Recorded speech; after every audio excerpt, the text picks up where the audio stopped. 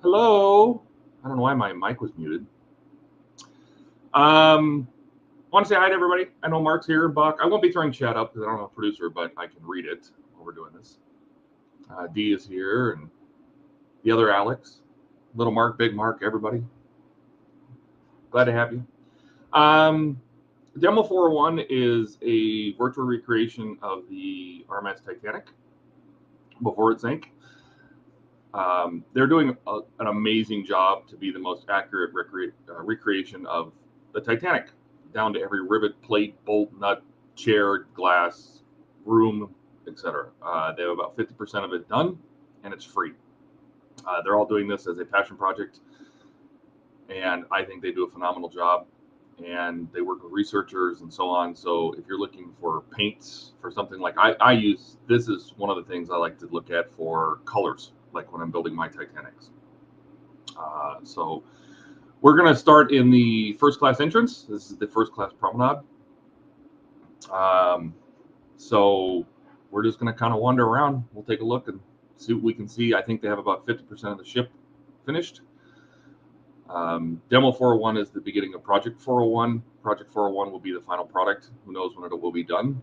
But it's not. They're not classifying it. It started as a video game. They no longer is considered a video game now. It's considered a archival, almost research recreation. But my understanding is I'm just going to be playing with a mouse and keyboard. My understanding is you can even use this in VR, which would be fun. But we'll just go ahead and give it a go. There's no audio.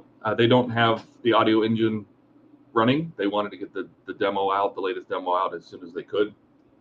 So I might put on a little background music or something. But can you guys see this okay? Hopefully it's not too jittery. My computer's doing a lot of work to draw all of this. Hopefully it looks okay. But anyway, so this is the first class promenade where they would board, passengers would board through this door. These doors. Right now we're at sea, so.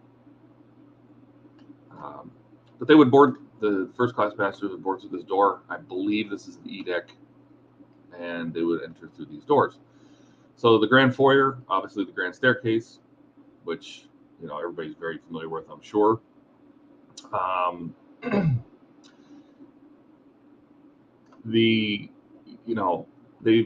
When you look at the detail, and I think I can zoom in. When you look at detail on some of this stuff, you just like the chair and the artwork on the chair. If you back up and look at the ceiling and look at the lights in the ceiling, it's amazing how much work they put into adding all of the smallest, tiniest details of the wood, and it's impressive. And these guys do it as volunteer. They do have a Patreon, but this is all volunteer work.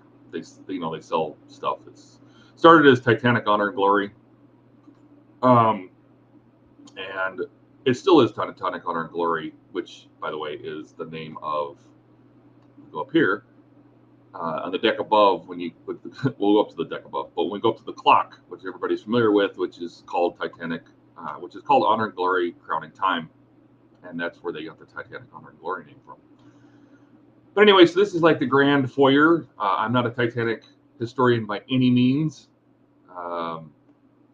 So, I probably have some things wrong. But I just wanted to wander around, and there's things that I do know. So we can, I'll try to throw in little tidbits and stuff in here. So anyway, so this is like the first class entrance foyer, if you want to look at it.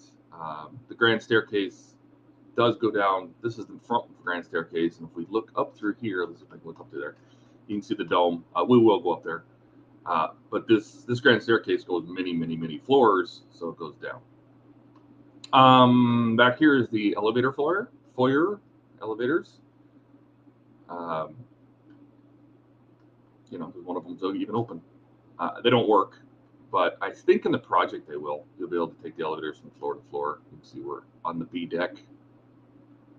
So this is the elevators, the forward elevators. There's another foyer. I don't know if most people know, but there's a second grand staircase in the Titanic. It's not as big as this one. Doesn't cover as many floors in the rear, back in the back, and the aft of the Titanic, way back there. So I'm going to try to cover as much as we can. I don't know how long this will go. I'll just wander around until we see it all. You know, if you need me to stop and look at something, just say it. I am trying to keep an eye on chat. Which way do you want to go? Do you want to go forward towards the bow, or do you want to go back? Should we start at the very top? Should we go up on the boat deck? We go up the stairs. I'm going to try not to run, so it's not. This is running very smooth on my actual PC, but I don't know how well it's streaming. So we'll go up here. This is A deck. And here is what most people are familiar with seeing.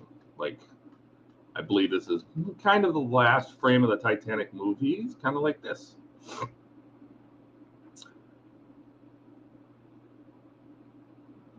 So this is Honor Glory crowning time. That's what the name of the clock was that everybody's very familiar with.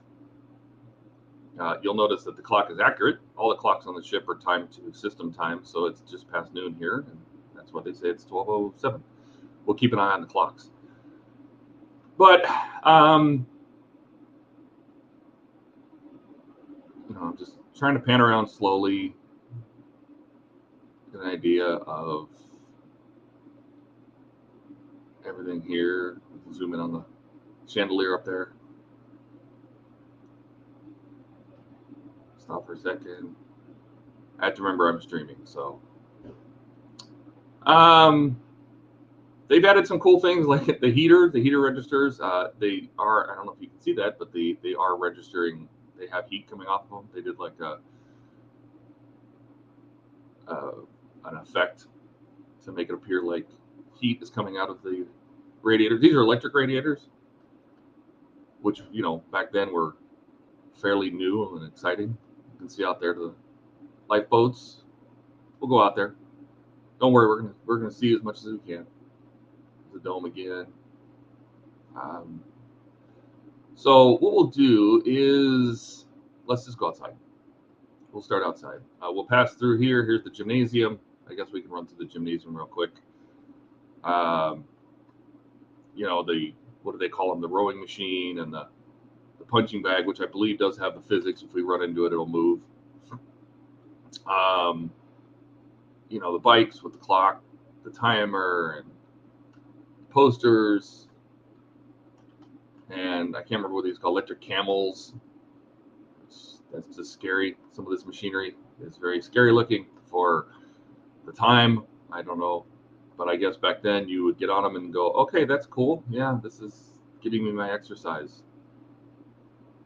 I suppose. The previous demo had a night mode where you could run around the ship at night with just the lights on. This version does not. Go sign, and we'll go ahead and go outside. So this is a loading screen. In the previous version, the bridge wing and look down on. Yes, I will go to the bridge wings. In the previous version, you could preload all of the individual areas. First class is a monster of an area, and so it takes a long time for that to load. So now we're just outside of that door, looking back towards the stern of the ship and our funnels up there. You know, the davits, the lifeboats. An interesting tidbit most people don't know is these plates that say Liverpool on this side and Titanic on the other side. These boats, the Liverpool was faced to the inside, so people wouldn't steal that one. That was on purpose. They didn't want people ripping these little SS Titanics off as a souvenir, and so the Liverpool would face to the inside. So we'll move forward. Here's our outside windows. If you're looking for a pink color, I know people are building that yet. Here's one of the steam engines. This is the green that I was trying to go for, which I start with a sick green on mine. I go with sick green from Vallejo and then darken it down with a wash. This is just one of the mini electric winches, or winches that are on the ship. So we'll go ahead. We're still in first class. Here is the outside doors, the windows of the officers' quarters. So these are the officers' quarters. You can see where the first class kind of gets the nice arched windows, and then we get the officers' quarters, and it kind of goes into the square brass framed. We cannot go up on the upper deck here. That's not open yet, but you can see some of the equipment up there and the collapsible. So we can step forward into the officers' promenade. So this is a quick load, and we'll move forward. We will go inside in a minute. I just wanted to we'll just run around the outside here real quick. This is a sounding box, if I remember correctly. This is where they would sound the depth of the water. They could either sounding or speed, where they could use a tool to find how deep the water was. Look at some of the nice lifeboat equipment. All right, move forward. This staircase, it's interesting. This is the staircase down to the next deck. It's covered with a tarp, so you can't go down there. So this is the rear. There's one of the bridge wings that Dave's talking about. We'll go into the wheelhouse. We'll go into the bridge here in a second. Look back at the ship. Now the ship is technically not moving, but they gave it a little wind so the boiler smoke would move to the rear. But like we can zoom in, you can see the brass whistles up there. Some of the funnel details. The Sirocco fans.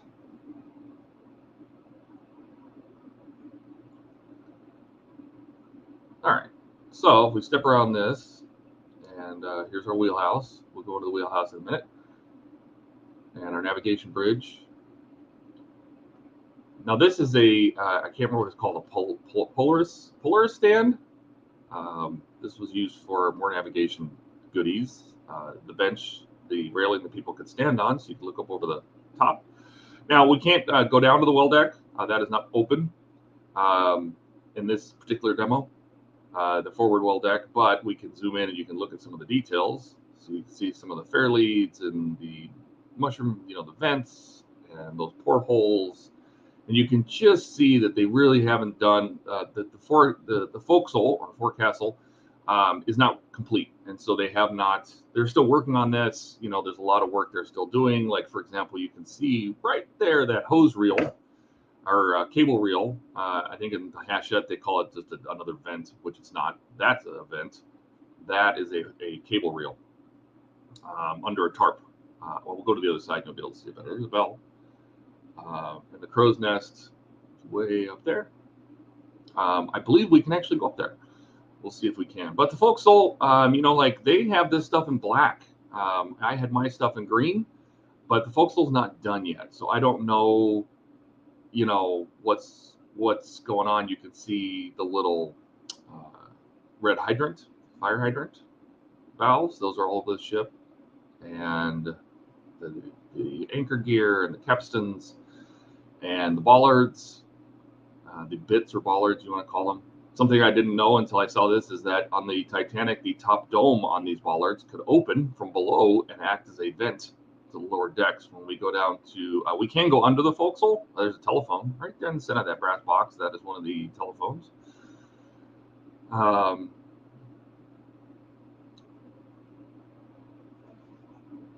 So we go down below the crew galley because we can go on. That's the skylight for the crew galley. We can go down to the crew galley, so we will check out under the forecastle, and you'll be able to see the vents that go out to these bollards that they can open from below. Hi, Lee.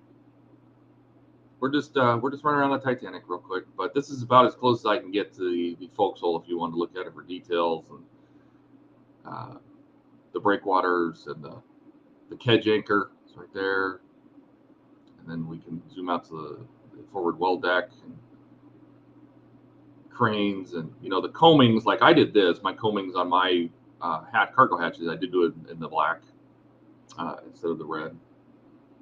The staircases, so on. All right, so I think Dave wanted to go out here. We'll go out here to the wings, navigation wings. We can Look at the front of the side of the ship. Yeah, it's nice clear water, isn't it? And then if we look back, we can kind of see down the side of the ship. I don't even know if they actually modeled the sides, the hull. I don't even know if it's there. When we had this in the previous version, the previous demo was in Unreal 4, and I could do I could unlock it. I could use an unlocker to free cam, and I could actually roam around the whole model, including the outside. But this is Unreal 5, so that doesn't have the same thing. So we'll step into the navigation bridge. Look at the light real quick. The light and the conduit for the light is in there. So the bridge with the telegraphs, engine telegraphs, port engine on that side, and then we can look through the window. Starboard engine running at full speed right now. This would be I believe this is a docking telegraph. And then these were duplicated on both sides, right? So this telegraph and that telegraph, I believe, were linked. So you had two engine telegraphs. I think these are the docking telegraphs. If I'm correct. Let go tug, they're signaling telegraphs. Let go aft, all clear starboard. And then this, I think, is the emergency or backup telegraph. If these main telegraphs here did not work, the one without the indicator on it, you could use this one and ring the engine room. We have our wheel from Brown's patent telemotor. This wheel, we have our binnacle with the compass inside. I don't know if I can get close enough to see it, but the compass is in there. Oh, I can't. I'll try it in the telegraph. The wheelhouse that has another binnacle. The red and green balls. I don't know if most people, most people have probably seen the red and green balls on older ships. Those are just big cast iron balls, and what they were done to do was they thought they helped with to clean the magnetic field around the compass, so it was more accurate. But they're just in the real life, they're just big iron balls because your ship needs balls. Glass in the wheelhouse. We'll look back there in a second. I'm not going to go down both sides of the ship because they're basically identical. The only thing that's different is on the promenades. We'll look at that a little differently, so we can look at our second funnel whistles. There's one of those water pipes, has shed those water pipes. There's way more. I think there's way more on the back of these, these fancy little water pipes and the vents. Another one of these stands. Move on the wheelhouse. See, compass is in there. Yeah, Mark, I remember watching a video of you where actually you painted the binnacle balls. So the navigation bridge, this is typically where the ship was driven from, in the dark, especially at night. Was driven from here. Because they could close the doors on this in inclement weather, keep the cold out, steered from here. So they didn't have GPS or anything. They looked out the window and used a compass and probably a sextant and followed the stars and so on. So we have a bunch of what looks like emergency gear, lanterns and ropes, and the telephones, the audio phones. I'm going nice and close to these. To different parts of the ship, typically probably engine room and steerage and so on. Barometer. It's nice and fair today. This is, I don't know, location maybe? Back room, we got a little floor plan.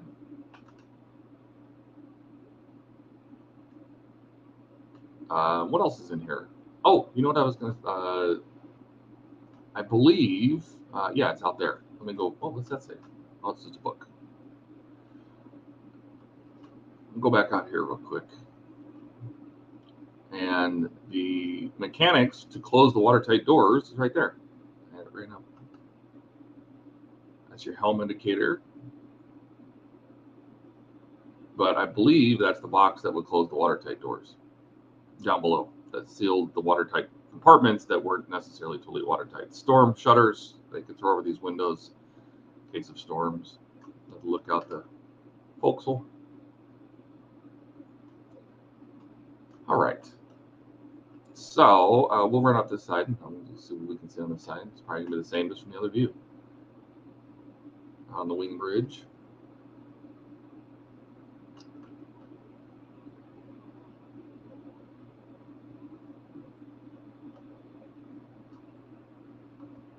Do we have any requests of different parts of the ship that we can go try to see? I think we'll work our way back. Since this is as high as we can go, I don't believe I can go up on top of this deck house. But we'll run to the officers' quarters real quick. So if we go into the officers' quarters, there's certain doors that are open. There's certain doors that we can go through. This comes back into the back of the wheelhouse. And this is, they put these posters all over the ship. VDR, Vintage to Digital Revival did.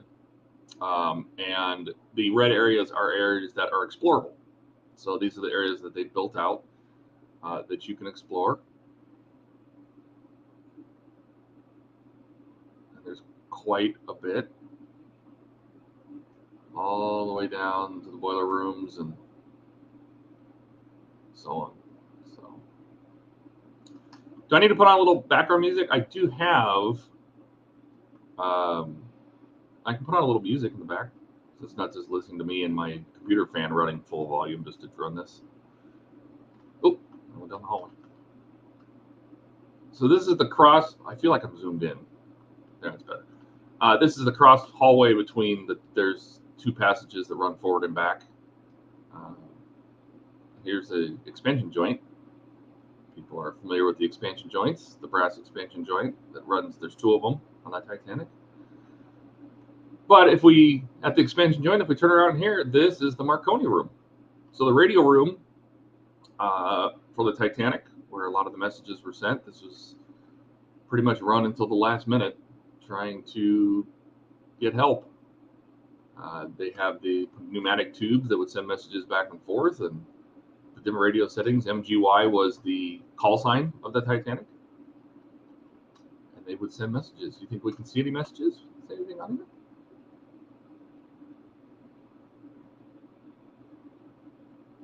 Radio communications were fairly new, especially to have a Marconi, set up. And back then, we didn't have SOS quite yet. It was very SOS, Save Our Souls or Save Our Ship. The call sign Morse code was fairly new in 1912, and back then they used CQD, which is Come Quickly Danger. That's what they would send out, and then later on they started sending SOS just in case because nobody was answering. I don't think I can close this. Can I get behind here? So this is just the radio battery room. This was the rectifier, basically to change the DC current the ship used into alternating current because the radio needed alternating current to create waves. Different boards. But I mean, how cool is that there's labels like this? I mean, it's just insane to me. Aerial connections, and then gotta remember what zoom level I'm at. Just different parts of the radio room and how it's connected, and then I think, is it here? There. So that goes up on top of the boat deck. So like on the Hachette Titanic, there's a little pin that goes out the top of this deck house. This is the radio wire that would have gone. It goes up to the leads that are strung between the masts. This comes down into the Marconi room, goes to the aerial. And then the other side was where they slept. The radio operators would actually sleep in this room just in case. This was their quarters as well. They slept with their radio. All right, so we'll leave the Marconi room. I don't think there's any other quarters up here that we can look at, but we'll poke around. The captain's quarters were behind this door. Let's see if we can go in here. Nope. So the captain's quarters were in here. There's lots of images of the wreck where you can still see that the captain's bathtub, his private bathtub, is still there on the wreck. But that would be behind this door.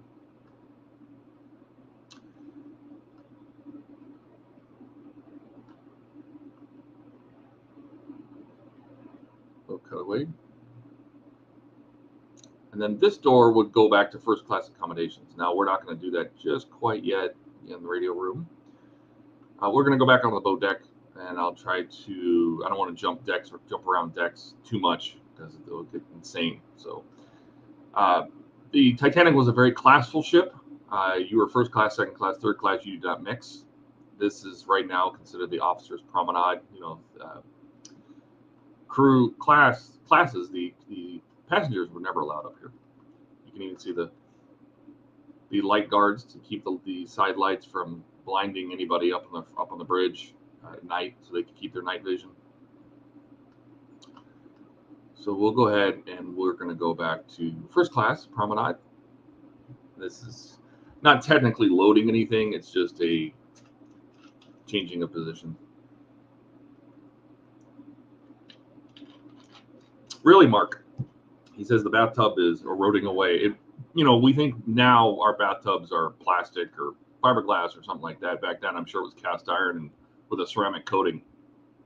And you used to be able to see it because the side of the hull was gone in that area, and you could actually still see his bathtub. And now I guess not. So if we look in here, you can see the top of the grand staircase. But we're going to go ahead and move back because we can do stuff here. First class entrance. So we could go inside the top of the grand staircase. Here's one of these fans up close. You know, see details on the fans. It has a plate on it even. I don't know if it says anything. It does, but I can't read it. The benches. So we can go up on top of the shallow deck in the deck chairs, and we can see some of the fan work way up close. These things that are a lot of the goosenecks. The engine vents. So these are the vents down to the engine rooms. These are separate from the fiddlies, which the fiddly grates are up on top of this deck on either side, in front and back of the funnel. But we can see the fiddly grates from below. We can actually explore the fiddly tunnels, the fiddlies. We'll get there. Compass tower. So it was strung up here to stay away from as much metal as possible so they could get the most accurate readings. We can go up on the compass tower.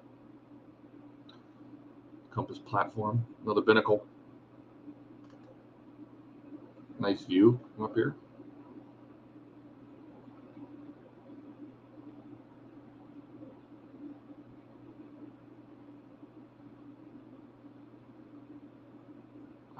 These are the main, if you see it, this smaller pipe that's running up the back of the funnel, that is the boiler blow-off valve or vents.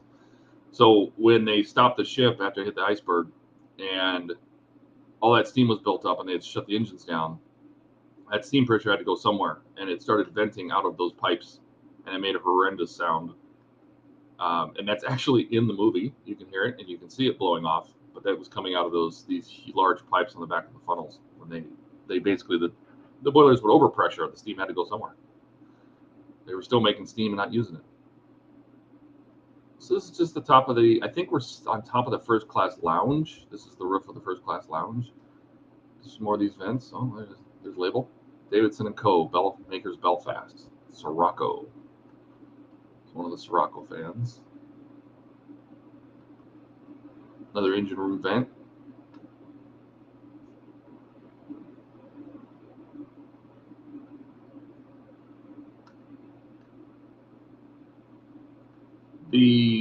There's windows down into the first class lounge here, and if you look carefully, you can actually see through them. I can see a chair and a table. I don't know if you guys can see that round edge of a table there. You can look through those and see. We can go in there. It's just the lighting and the stuff is there. I don't want to freak you out with the zoom, so now walk kind of slow. You can run, but I'm just going to try to walk. So this is passengers are not allowed beyond this point, because the next promenade would be the engineer's promenade. This very, very short little section of the promenade. So, but we will enter it. Another loading screen. How's everybody doing? Is it showing up okay? Do I need to put on this a little background music or something, or am I talking enough? I got to ask you guys, because there's whopping 4 of you here. So,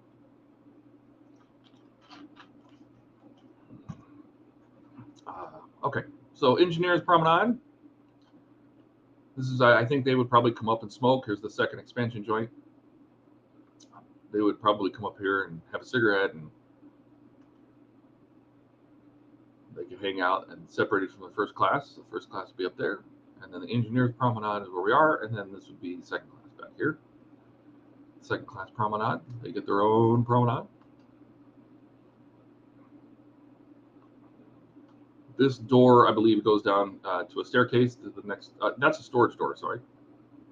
One of these doors actually goes down to the deck below. This goes to the deck below. This door, I think you can actually use. It'll take you all the way down to Scotland Road. While the staircase is not modeled in the demo, you can shortcut, because this would take you normally down to Scotland Road into crew spaces. That's how they came up to get some fresh air. Maybe it was these doors that went to the deck below. Inside this was just an internal staircase that went downstairs. All right, look up. Nope, up there. Here's all those. You usually can't. You can see them, but here's all those crazy pipes that spread out on a Y. That go up all these pipes, all the random pipes that were on the back of the.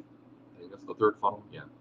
Third funnel, all those water pipes that would come down that third funnel, cross over this gap, and go down inside the top of the engineering house. Those are all here. Good streak. Pick and sound is good. Excellent. Excellent. Is that the first class reading room? See, you're even better than I. I don't have the whole thing memorized yet. I know a lot, but not, I don't have the whole shit memorized. All right, so now we're in the second class promenade. Another engine winch. This is the skylight over the second grand staircase. I can't jump. I don't jump, so I can't look down inside there, but that would be the top over the second class, and we can see that too. We'll get there. Come up and look at I think those are the weathering planks. Those planks they would put down over the top of this glass to protect it in bad weather. These boards. There's a set for the first class main staircase, the main grand staircase too. But I don't think we can get up there. I don't know. I don't remember looking. We can step up on top of this. All right, where are we? Come on, Mark. What are we on top of right now? I believe this is a smoking lounge, second class smoking lounge. Back to this funnel, the fourth funnel that did not smoke, just had some fireplace exhaust, galley exhausts, did not connect any boilers, just there for aesthetics. I do believe this is the fireplace flue for the smoking room. Goes up there. Some benches, second class entrance.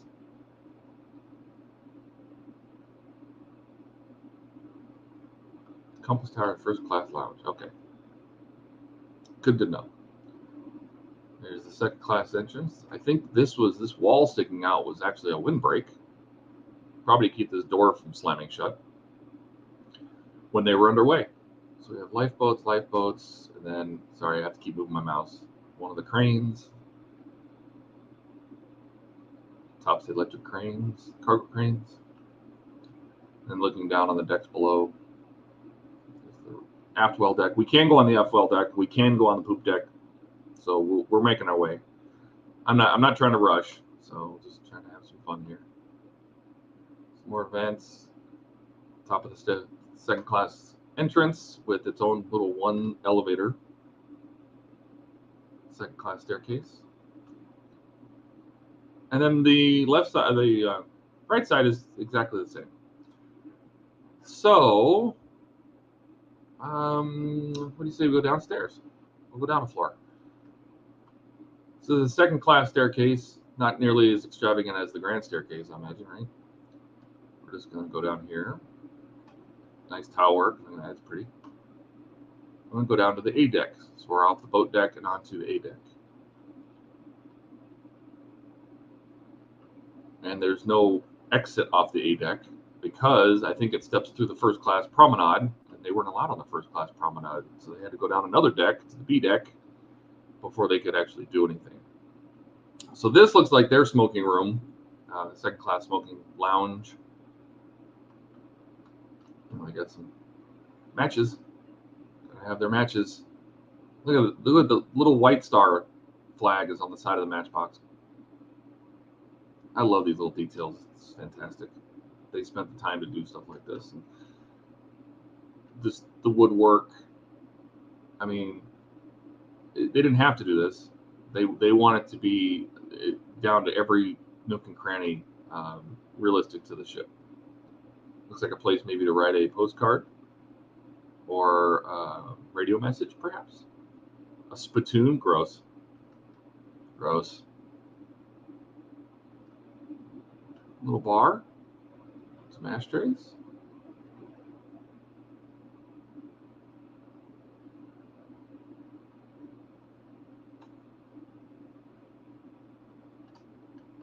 This is the first class smoking room? I don't think so. I'm pretty sure this is second class. Back then I was probably above it, yes. When we were on the raised deck above, yes. But we skipped the deck because we're in second class, so we would pass the first class promenade. This is just a little entrance foyer. We'll go outside because now we're on the B deck. And just a second class promenade. Here's another one of those hydrants, little red hydrants with the brass connector.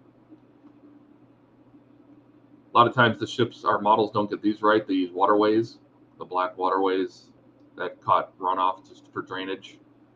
They pretty much were around the edge of every deck. In most cases, they were covered when underway, so people didn't fall into them, and you can see it on the well deck down there. The same waterway.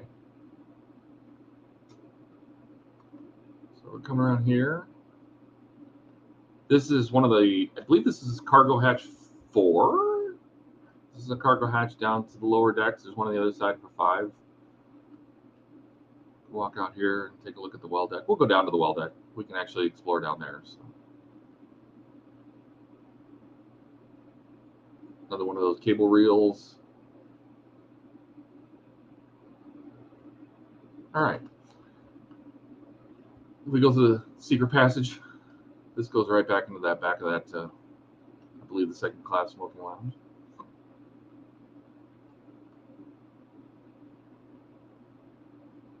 And then should we go down? I think we can go down to the well deck. Even we can go through here. Yeah, we can. The back well deck is technically what third class or steerage got as their promenade. They basically got to hang out the well deck, and the poop deck was their promenade. So this is the back half. Since you know what, I am going to go down there so we can stay outside before we start exploring. I don't need any background music. Everything's fine. Put on a little something. Sorry, having a drink. All right, so we'll go down the stairs onto the aft well deck, and some more bollards. We can actually go through this door, but that's the second class promenade. Third class was not allowed to go through that door. Water fountain right here. Nice little water fountain if people are thirsty. More bollards. Now, in this, on the aft, to make the lower decks a little brighter, VDR removed the hatch covers. So these go all the way down to the cargo holds, and you can just barely see some stuff down there. They pulled the covers off of this to let the light in, to light the lower decks, to make it a little easier to see what's going on down there, make it a little brighter. Here's one of those Sunderland Forge winches. Some fair leads. Another vent. And this is the aft well deck looking up past one of the cargo cranes. I think this was a 2.5 ton, right? Yeah. And the aft mast.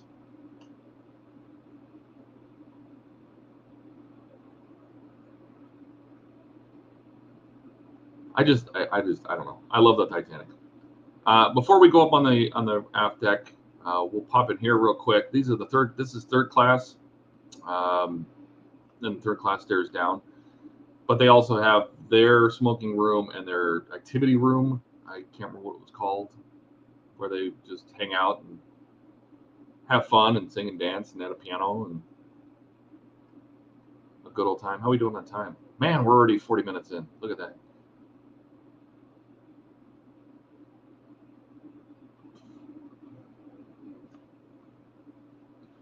Through this door, and I don't think we can go in here, this door was to steerage, the actual steerage mechanical room. So the rooms that had the gears and steam engines that drove the rudder of the ship were through that door.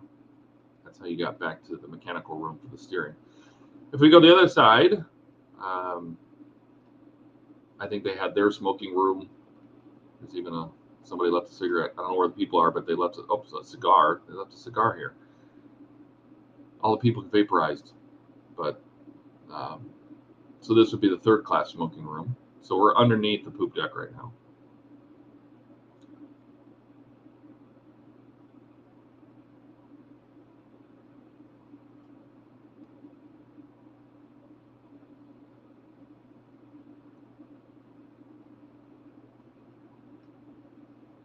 All right. Before we go inside, we'll go up on the poop deck. Trying to stick to the exteriors right now, and so we can see everything. We have another cargo crane, another 2.5 ton cargo crane, stowed, another winch, another cable reel. I'm sure that Hachette will call this a vent of some sort. It's a cable reel with a canvas cover. And look forward from the poop deck.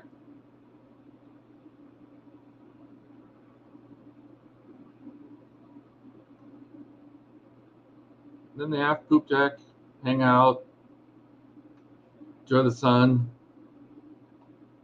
you know, throw gum down at the people inside that are underneath these cowls.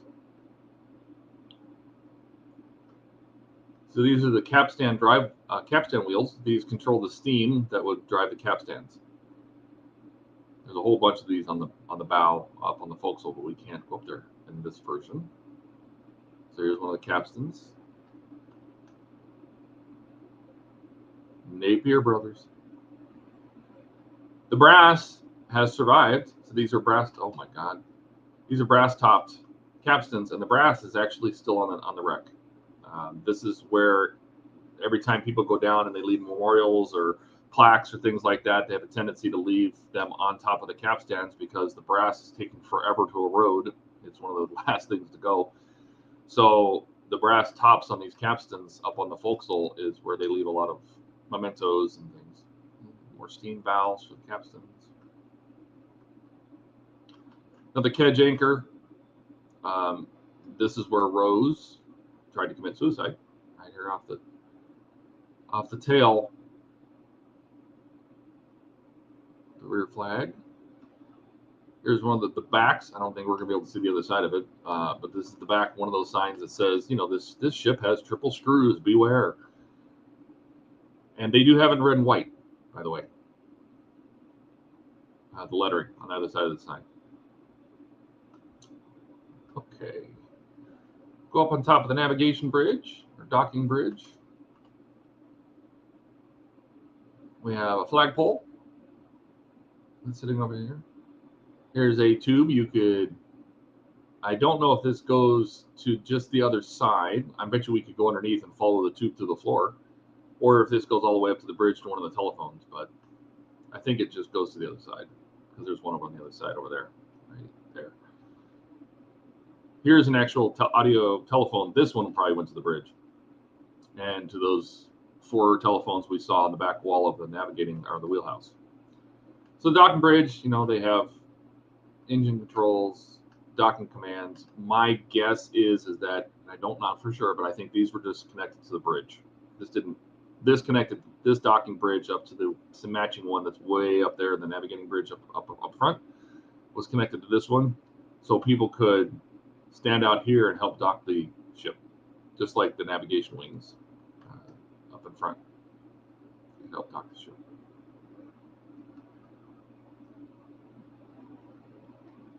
With their own wheel and everything, binnacle, the whole bit.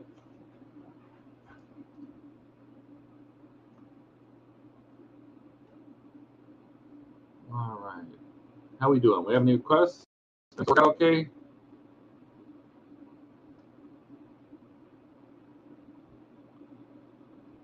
I feel like I have to sing when it's so quiet. All right, back to the aft well deck. So what we'll do now is we're going to go back up front. And now that we've seen pretty much every deck externally, we'll work our way up to the first class promenade, and we'll work our way back. So this is the second class promenade. Second class be hanging out here. Again, this is just a door into their staircase, second class staircase. I don't think we're going to have a choice. So what I'm going to have to do is to get to first class, I'm going to have to go back up 2 decks.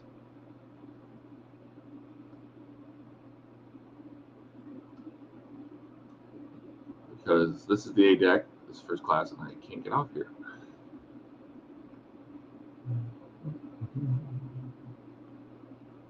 Back onto the boat deck.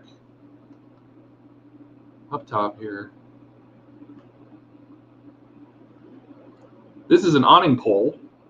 This white shaft going between the mast and here is an awning pole. There's a couple of them on the Titanic where I don't think they ever deployed the awnings though.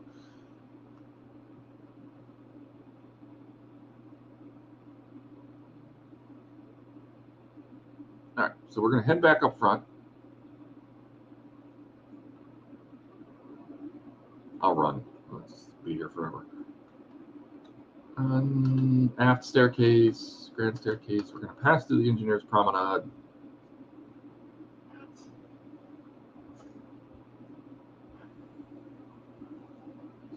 I'll take a drink during these loading screens.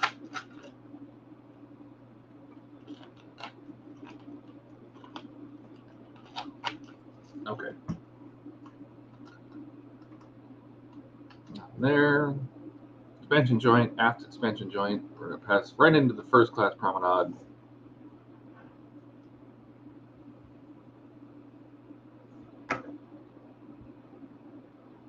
Is there anything in particular you guys want to see?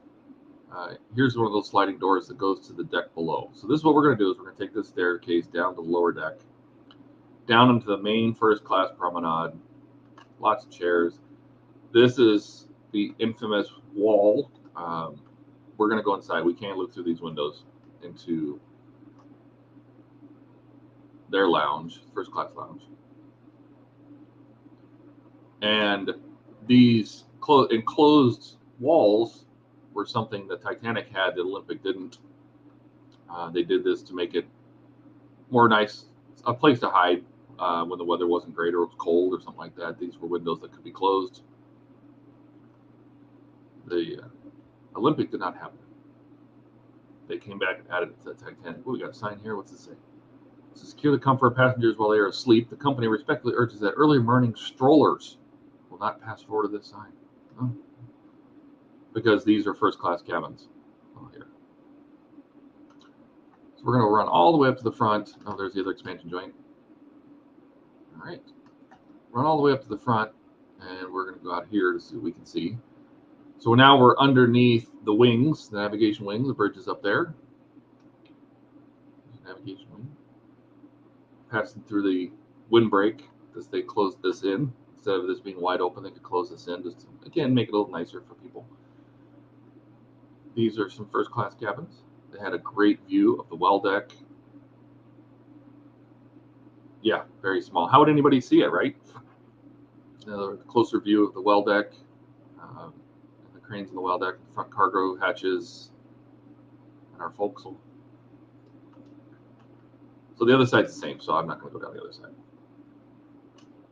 But I'm going to run all the way to the back. So I'm trying to cover all the decks before we go inside. So we're going to run to the back. Run. We can actually go through this door if we wanted to. That'll take us to the first class, the main suite. There, it's hiding in there. There's a grand staircase. We'll just do the exteriors. Sneak in a window. Just poke in a window. There's a lounge. Look at those people in there. Stare at them. And the farther we go back, we're actually going to pass into where the restaurant is. The dining room. The dining room is hiding behind here. So we'll poke our head in there too. All the stained glass. Oh, I should have probably looked at the nice stained glass, huh? Or maybe that wasn't the dining room. I think that was the oh. You guys recognize that?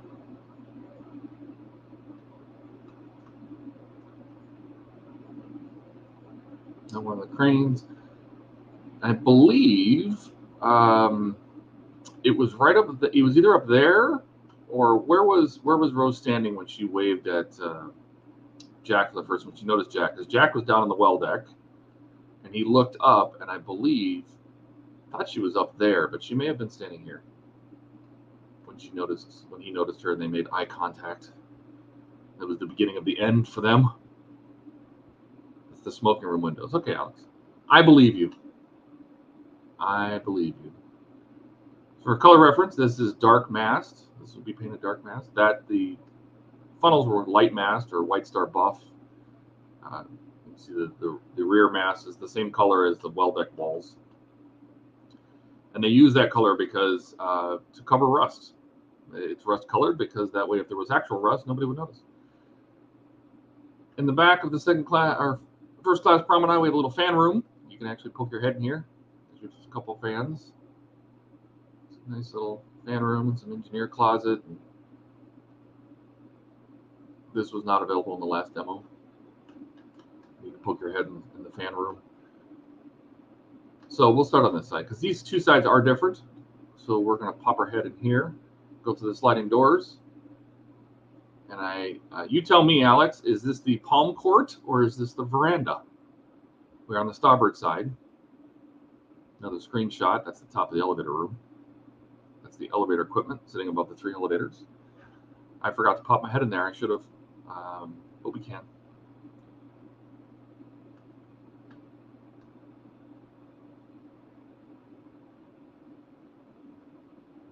Gotcha, Alex. Sounds good.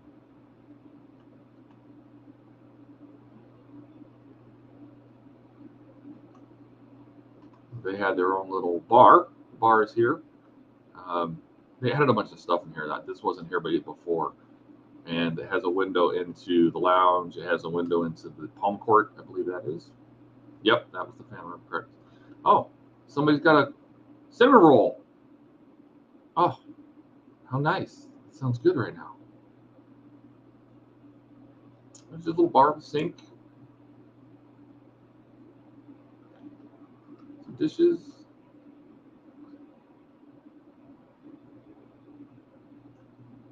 Now where are we? First class lounge? Or is this the smoking room? Does that have ashtrays? Ah, smoking room. So they've done, I mean, when you look at some of this stuff and you look at, from just the lamp fixtures to the stained glass, this is the stuff that blows me away.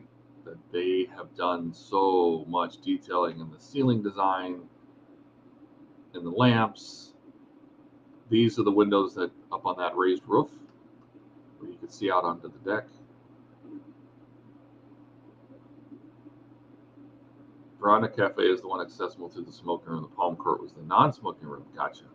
So this would be the veranda then, through this door where we came through. Fireplace. I believe this is the pipe that we saw coming out the roof and going towards the fourth funnel.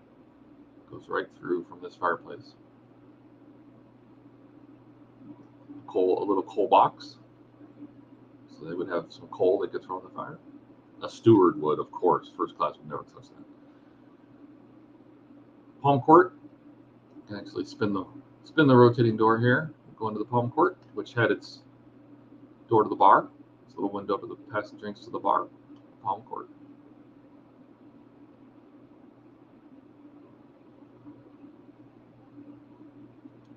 So we'll go back through here. Georgian style, yeah. There was multiple styles on the ship, man. Even the cabins, like some of the first class cabins, had all sorts of different design styles in them. I think one of them was Edwardian. I don't know all those details. I don't spend, as much as I love the interior and I love how this looks, I don't spend as much time in here when I had the first demo.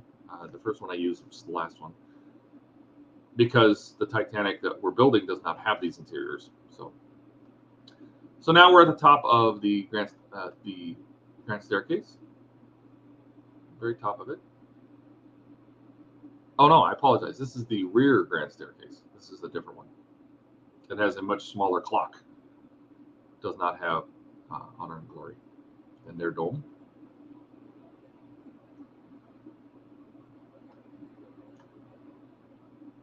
And this goes right. There's a cabin here. If we go to this cabin, this is a very special cabin because this is the cabin where the pastor stayed that took the only pictures that were ever taken on board a Titanic, because he got off in Chambord, I believe, or Queenstown. He got off the ship and did not take it over to New York. And you can tell it's his room because they have his camera sitting here. And so all of the pictures we have are, of the interiors and on board Titanic were taken by this pastor. And this was his cabin. Nice place to stay.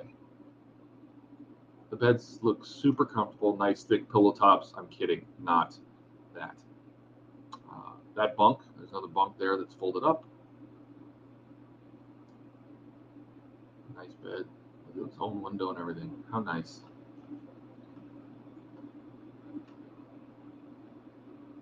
He got off in Cherbourg, yeah. That's what I thought. So if we move forward, so now we're inside. There's another cabin. This was Andrew's quarters, Thomas Andrews. You can tell because of the blueprints. So this was where Thomas Andrews was, designed the ship. Told him, hey, you're taking on too much water. We're just going to sink. So too bad. So sad. Get on the black boat. Let's go. It is a sad experience. Not making fun of it. So we'll move forward from the smoking room into the lounge. Thank you for telling me that, so I can tell all the rooms apart. So the first class lounge with a very different design. And I think we can go look out the windows that we were peeking in before and stare at yourself, staring at yourself. But I mean, when we look at some of these chairs, just how cool is this? They have all of this design in here, and it's just phenomenal. Just even the littlest things, it's Francis Brown. Yes, that is his name. This is Louis XV style. Okay, cool. It's good to know. All the gold inlay. These chandeliers are different. Very pretty. There's those half windows that go up on deck, and then lower deck. Actually, these windows I don't think pop up on the lower deck. I don't believe. Lounge with the bookcase. You can read some books. Let's see what kind of books are in here.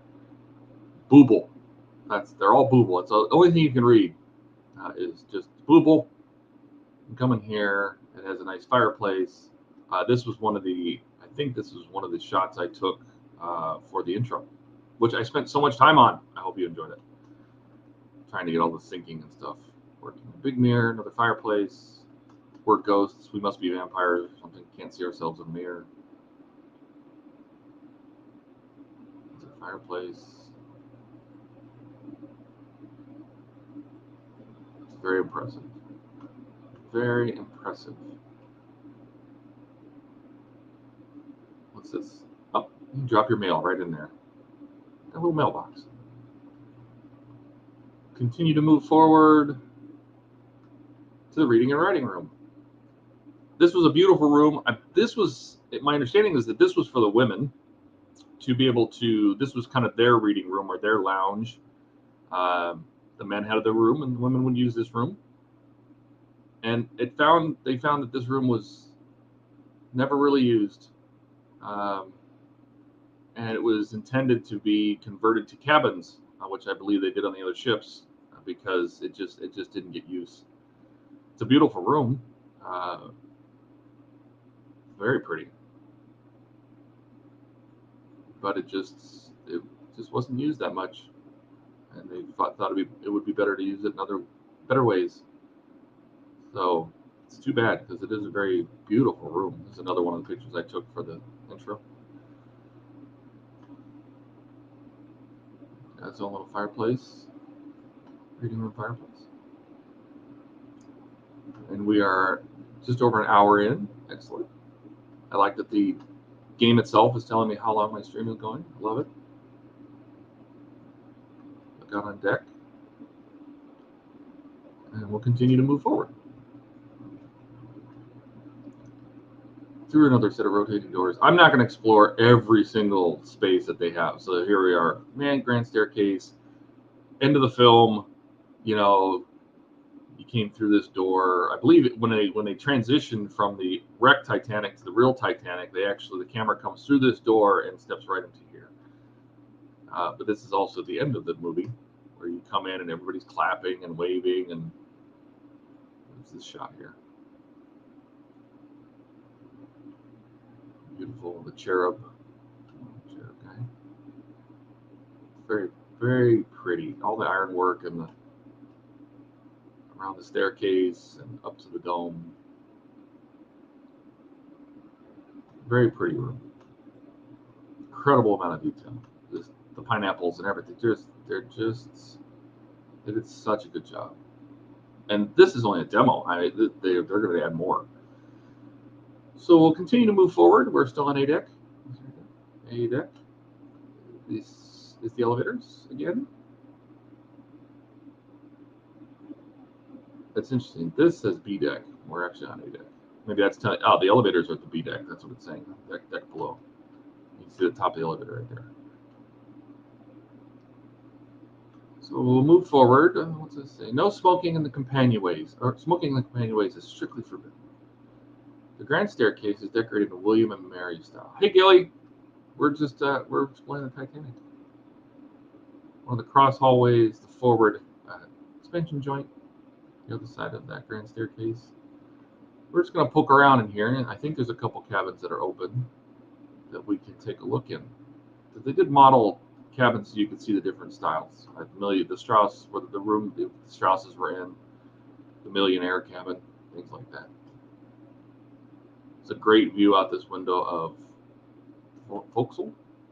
And then this room, in the demo before, this room was empty. So this is kind of cool. This is just I think this was just a standard first-class stateroom. Can you believe that in the 20s they painted the Olympic grand staircase green? Oh, no, it's awful. It's terrible. So I think this was just a standard, normal first-class stateroom. You got a sink and you did not get your own bathrooms. Nobody got their own bathrooms unless you were really rich. But this window had a great view out of the front of the ship. This is the deck. The bridge is right above us. Basically, the navigation wings are right up there. And this is from that deck below. We were looking into these windows. It's a nice room for just nothing crazy. Keep an eye on what this room looks like, because when we get to third class, it's going to be brutal. cross back over to the other side. There's a bathroom. They did share bathrooms. So they had their sinks and their stalls. So what does that say? There's a special question refrain from throwing into the pan. I assume that means toilet. Any substance like choke the pipes and prevent flow of water. It's funny that, 100 years later, we still have to say that to people. Do not throw your garbage in the toilet. And please flush it before leaving. Yeah, 100 years, we're still telling people, hey, clean up after yourself.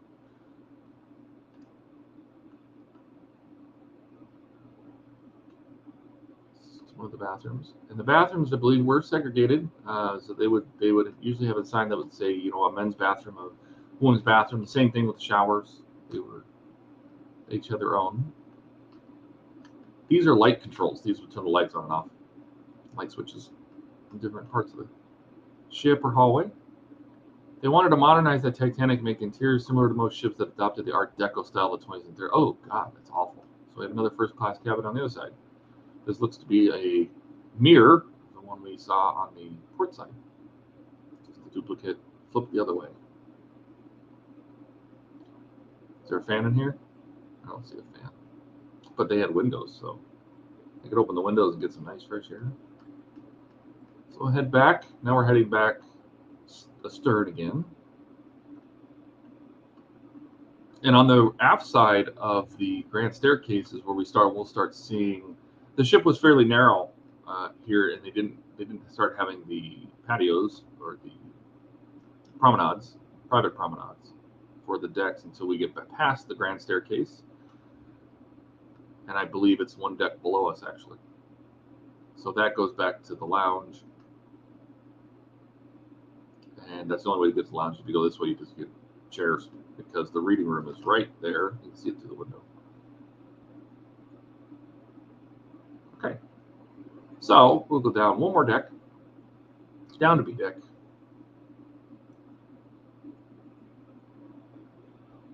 And we'll step forward real quick. This is just going to be more cabins. I don't know if any of them are open. There's our elevators. They're sitting on the B deck. We can't even go up there. That part is not open. This would typically have the door at very, very end. You can just see it up there. At the very end of the tunnel here is how you would go out of on the well deck. But it's not there. Did it miss the cargo bay and the car? No, Gilly, we have not made it down that far. You are safe. This is where we came in. This is where we started. This is the first class entrance, main entrance. So we'll go ahead and head back from here. So we're going into the big stateroom. This was, correct me if I'm wrong, Alex, this is the millionaire's room. They had multiple adjoining rooms that had a bedroom, and they had in different styles.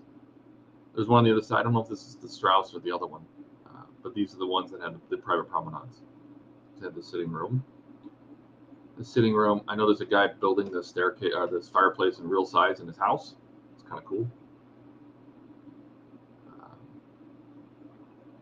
Put a little desk. Oh, there's a letter. There's a letter. Does it say anything? No. You never know. One of the nice little fans. And then their bedroom, which is entirely different design with all the wood paneling. But when you had the money, whoa, oh God, I'm zoomed in too far on it. Yeah. All right, that's where we. If you had the money, I think this.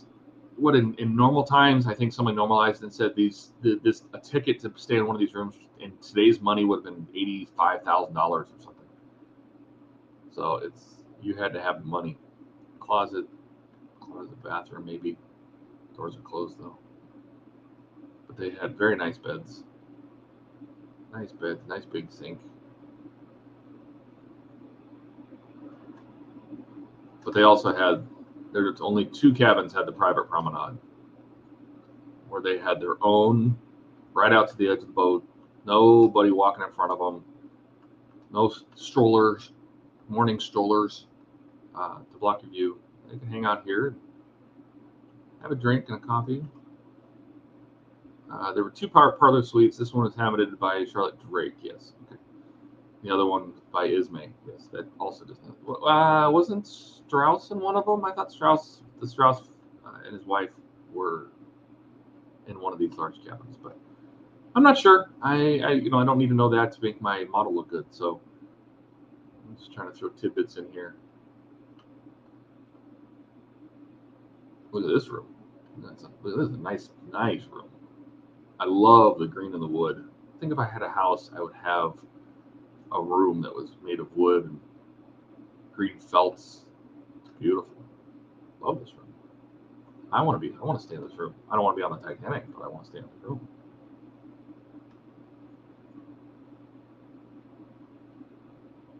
It's beautiful.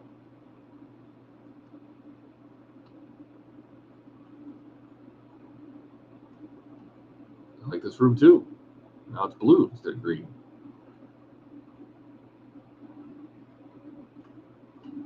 How pretty is that? Canopy beds. This is beautiful. Another one in red. Oh, you get your choice. Love it. It's fantastic.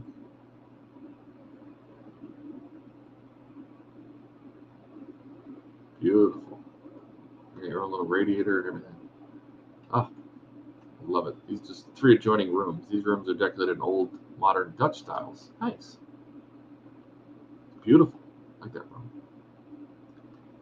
Before we go any farther, what I'm going to do is I'm going to cross over to the other side and we'll see the other parlor suite. I like that, Alex, you're here helping me out because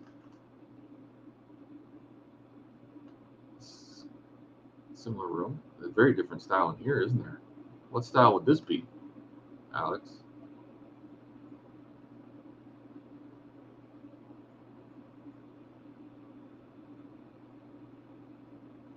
Another pretty room. That's a mirror. That's a very pretty room. Louis what is that, 16th style?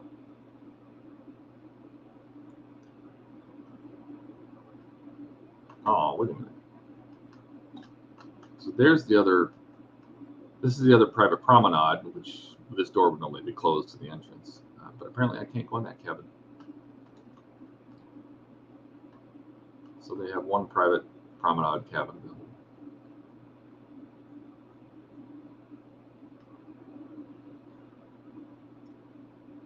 All right, so we'll continue moving aft. They didn't model most of these rooms. That's what's missing when they say 50% of the ship. That's the 50% that's missing is most of the individual rooms, which really are going to be redundant. A lot of them are just duplicated over and over and over again. So the rooms that were unique, they did grab. This is the gentleman's bathroom, ladies' bathroom. I believe we passed back there. And we'll just go down this hallway and keep an eye for any open doors or anything. They don't have a live map to say like where you are in the ship. I'm sure in 401 they will, but not yet. A cabin or 2 down here, or 3 cabins down this hallway. And then we enter the aft foyer. So the baby staircase, because this one doesn't go down nearly as many decks as the front one. I believe this only goes down to, is it C deck? I think it stops after C deck. The main forward one goes down to E deck. Even the vents are fancy. Yes. So this is the aft foyer. So it's a little different. It's pretty. Not wood paneling as much as the walls are painted white. But we've been here before because here's the palm court. Or was this? No, this isn't a palm court. This is Cafe Parisian. Because here is the main. Is this the second class restaurant? It's not the main dining room.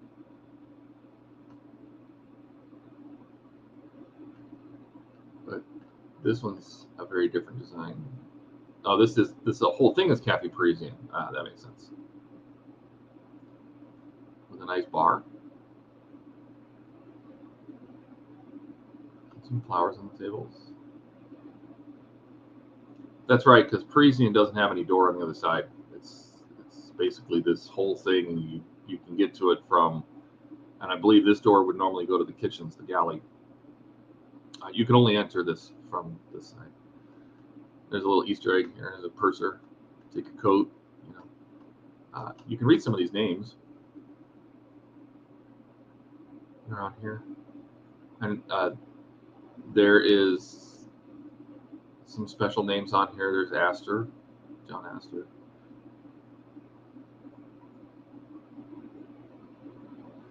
Thomas Andrews, Isidore Strauss, Ida Strauss, Edward Smith, Captain.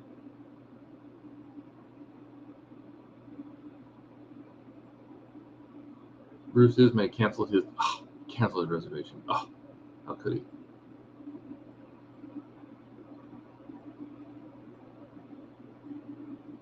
During the sinking, the Wideners held a party here in honor of Captain Smith. Oh. This is the a la carte. Yes, Cafe Parisian, I believe, is the one that's outside. Yes. And this is the a la carte restaurant. That makes sense. An exclusive dining room for the ultra rich. Oh, very fancy. I was going to say, because it is a lot smaller than the main dining room, the main first class dining room. It is a lot smaller. It is a little nicer. It's not so white with has much more wood paneling and these wrapped columns, which are very pretty. This was not included in the ticket. You had to pay separately since the dining room was not managed by White Star Line. Fascinating. I love that stuff. Thank you, Alex. I believe every word you say. Sounds good.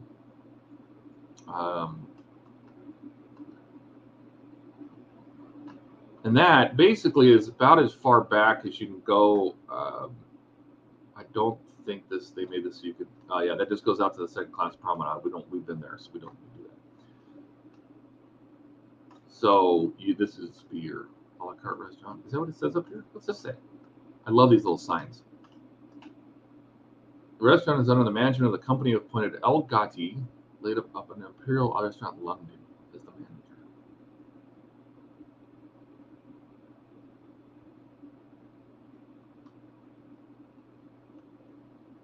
I love little stuff like that. Oh, I could have read the sign, Cafe Parisian. That would have been. Could have just read that. A bunch of coat hooks. Read the plaque at the edge behind the counter. Nope, see, I did.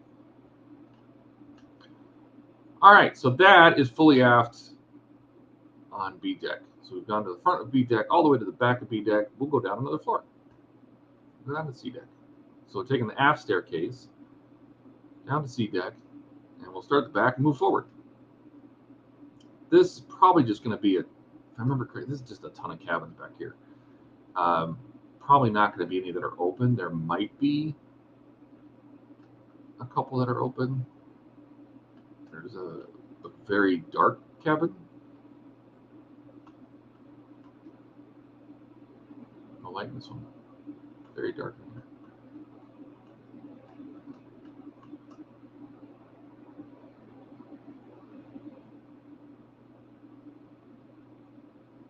This is the a la carte reception room. That's how fancy it was. Yeah. Another dark cabin. Just crossing over to the other side. See if there's anything to see in here. Down here, I feel like we're in second class already. Down another floor. This feels very second classy. The rooms are a lot smaller. Down here, and this door goes out to the second class promenade, which I did not come through this door. This is the hospital. The hospital is down here on the next deck below. The only way to get to it was the staircase. So they had a padded room. No kidding. They really did have a padded room. If you went nuts, you got locked in here, man. We're still in first class, okay. But this is just the hospital section. I thought there was one more room they had open in here. Maybe not. Just different rooms of the hospital. Poke your head through here. This is the infectious hospital. And none of these doors are open. but there's the bottom of the staircase. The attendant, and then they had, you know, they said like hospital beds, but kind of crazy.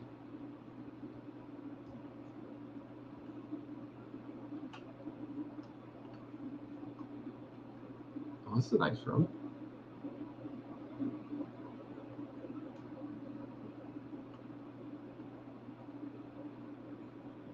Very nice. There's definitely more rooms open than there was before. Absolutely, for sure. We don't have evidence of hospital. I'm excited to see it at some point. Yeah. You know, they can only do what they can do. So that's the second class enclosed promenade. Goes out there. We were out there already. Oh, I don't think we did go out there. Let me poke out there real quick. This is the promenade that surrounded the staircase and that room, and it's enclosed with these fans. There's these fans inside the enclosed space before you went outside. We did poke our head in here, but that's their lounge, I believe. Second class lounge or smoking room. And then back there you can just see the staircase, second class staircase. But this was enclosed all the way around, and I can't imagine how noisy this would have been. Here's one of those cargo hatches that is open up there, and then they would open this, and it just keeps going down. And then the aft well deck under the stairs. And it's the second class staircase. Here's the shaft of the rear mast going through the floor and down below. And the second class staircase. Another fire hydrant. They're everywhere. But yeah, this just wraps around. You know, passengers cannot go beyond this point. Just the same thing on both sides. Got some vents, tubing, a piece of steel says Dazzle Steel to the side.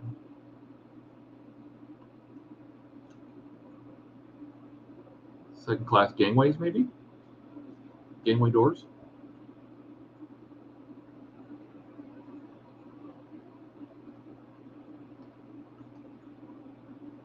That goes to the hospital. Go back to first class. We're getting there. I needed a drink anyway. It's good for a loading screen.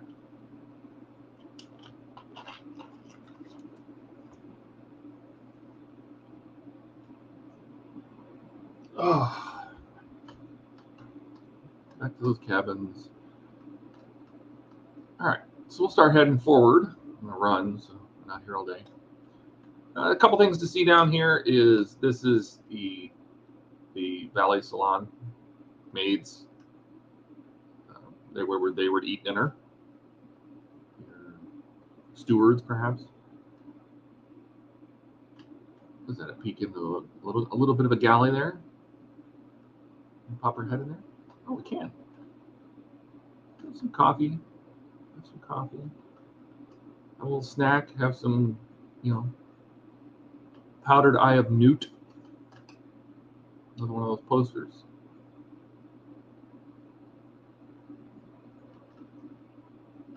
There's a famous picture here from Olympic, a band playing and people dancing right at the aftermath. Yes, there is. Yes, absolutely. Now, I believe this is the engineer's mess, or is it labeled?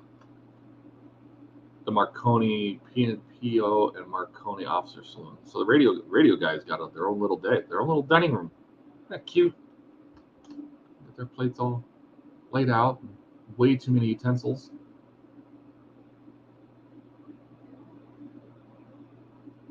King George V.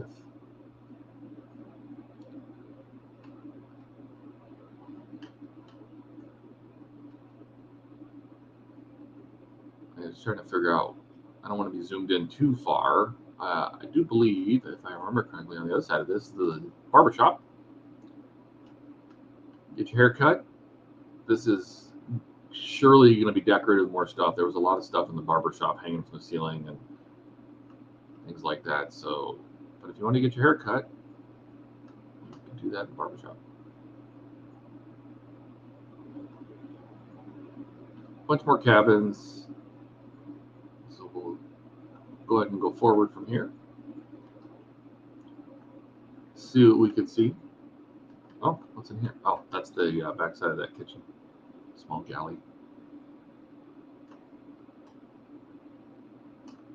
All right. I'm just going to run until I see some hose reel. That door's open, so you can see the emergency hose reel and smooth bore nozzle. There's no hose on that reel, but the reel's there. I'll get a door open down here. Let's see what's down here. Linen closet. Yep. Some linen. Yes. What is it? Cabin 57. I was watching when they were doing the release for this, and he showed that they had the cabin. He figured that it was important that they add that. The cabin from the video game, Adventure Out of Time, the really old video game. Just another first class cabin, smaller one.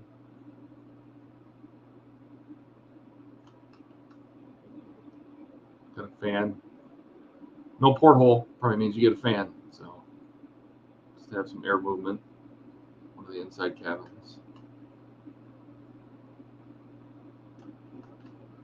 Let's see what we got here. Name of steward, name of stewardess. The White Star Line has provided a safe in the office of the purser in which passengers may deposit money, jewels, or ornaments for safekeeping. The company will not be liable for the loss of money, jewels, or ornaments by theft or otherwise, if not so disposited.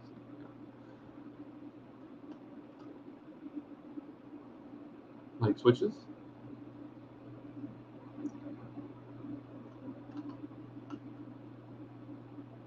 Another cabin.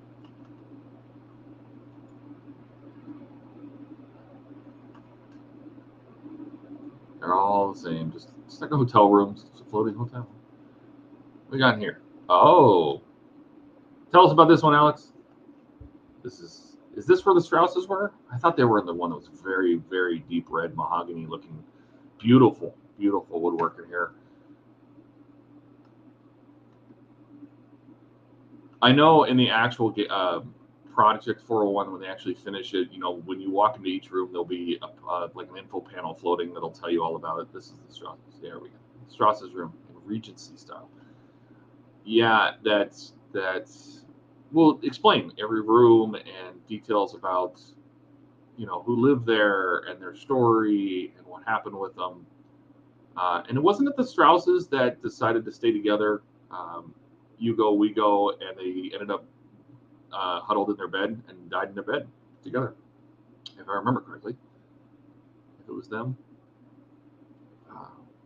But they had a bedroom with a sink, and they had a private bath with their own toilet, their own shower, hot water. Very exciting for the time. And that doesn't probably connects to the adjoining room. So this is a very, very nice room.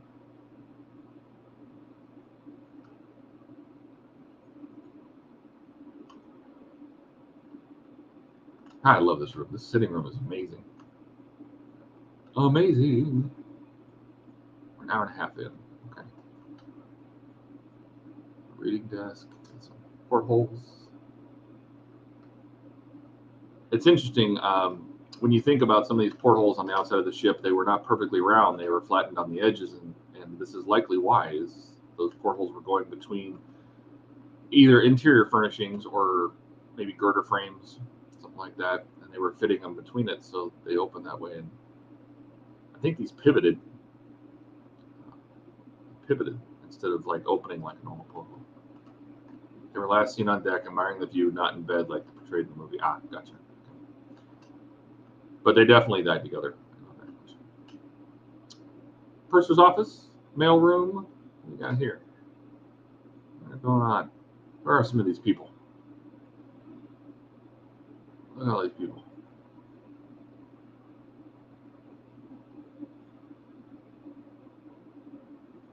Now, in the previous demo, this was not open. You could not go in here. I think actually there was a gate on it. You couldn't even go in there. But this time now, you can. They open this up. So this is one of the loading screens we saw. Purser office with big safe. They can store your valuables in. Purser's office. What do we got here? What's that say? Geography is a systematic study of the Earth and its feet. I don't think that's supposed to be there, but that's cute. The letter.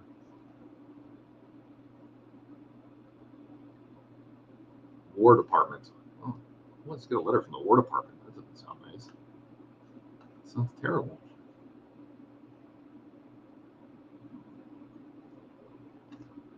Baby safe. Got a little. Oh, got some cash in there.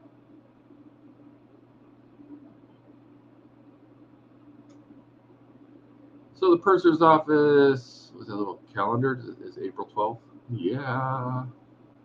Safes where guns were stored. Master at Arms. I thought the Master at Arms office was in a different place. So you're saying this little safe down here was just the purser safe, and this is the Master at Arms safe? I thought they opened up the different thing. I could be wrong. Don't ask me. I don't know what I'm talking about. Here's an advertisement for Project 401. That's going to be the final thing when Vintage Digital Revival does the entire thing, and who knows how long it'll. Whoa! When they get it all done, they'll get it all done. It's volunteer work, so they're doing phenomenally for not charging a dime for these. Back of the mailbox. That's a reminder. Find owner of cufflink found in reception. Oh, good. That's important. The map. You know, these posters need to have a dot at least. Say, you are here, and where we are right here in the inquiry and purser's office, right? That's another screen. That's where we are.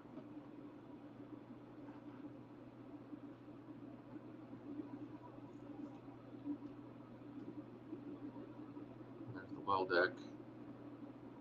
We are slowly making progress. A lot to see. A lot to see. I hope you're still with me. All right. Where are we going now? If I remember correctly. We came from apps. We're going to go forward. This is just a little passageway. Let's take a look outside and see the ocean. We'll continue to move forward. And based on the map I just saw, there's the elevators again. That note and cufflink is a reference to Titanic Adventure Out of Time. Ah, okay. A little Easter egg for the video game, which I never played, but I probably should. Based on the map, I don't think anything's open up here. These are all just first-class cabins. First-class cabins. I think there is one that's open over here, based on what I just saw. Glass windows into the cabins. This one's open, and I believe we're on the level of the well deck now. Yeah. So if we look out, you can see onto the well deck, the forward well deck. Just another first-class cabin here.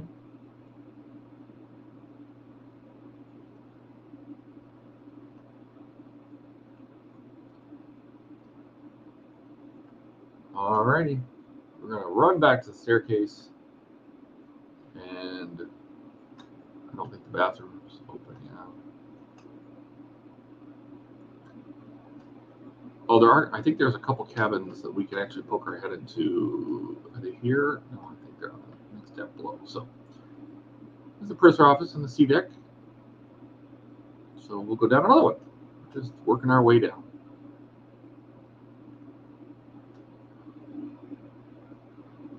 D deck. Is this first class reception, I believe, because this is where you used to come in originally on the first demo. This was the first class boarding entrance. You came in here, and they had this huge sitting area, reception, area that led to the main dining room. The main dining room is back there. We'll go take a look at it in a second. But this had just a huge sitting room with this one chair that seems vastly out of place. Who got to sit here under the window with the stained glass open and expose the portholes? Here's the double rows of portholes that you'll see when you build the model. The double rows on top of each other with this deck. And we normally just light the stained glass. And probably because first class, you don't even want to see portholes in first class. You want to see nice windows. And so they gave them these decorative stained glass interiors that covered the portholes, but still could be open for ventilation. Main entrance, first class passenger reception room, diners, so the Jacobian style. That's, I love that you're here and telling us that. That's I wouldn't know that stuff. Yeah, don't smoke. Don't smoke here until after lunch. Be proper. So we'll go ahead and head back into the main dining room.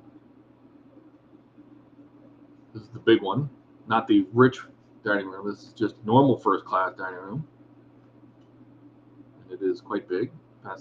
Crosses over both sides of the ship. And a piano.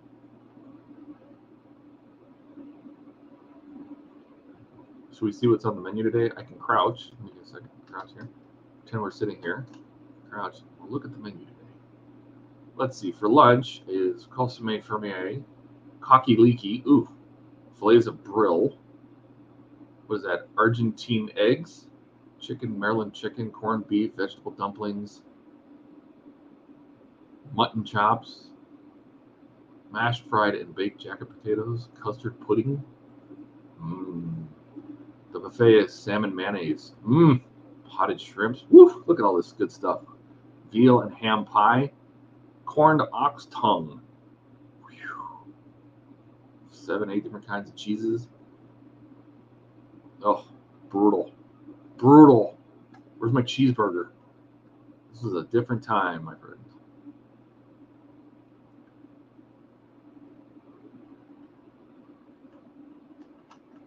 Look at this. How beautiful is that?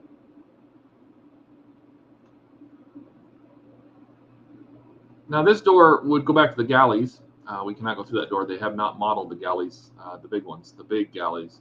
And I think first and second class shared a galley that passed to the rear of the ship for the second class dining room on the other side. So first class was here, and they did not model the galleys. Alex says the famous tapestry was made by Abison. I am assuming you mean the one at the bottom of the stairs here. This one.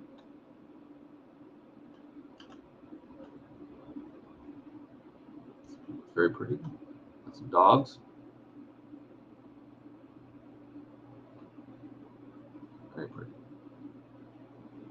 And then if we head forward, there's just more cabins, more first class staterooms.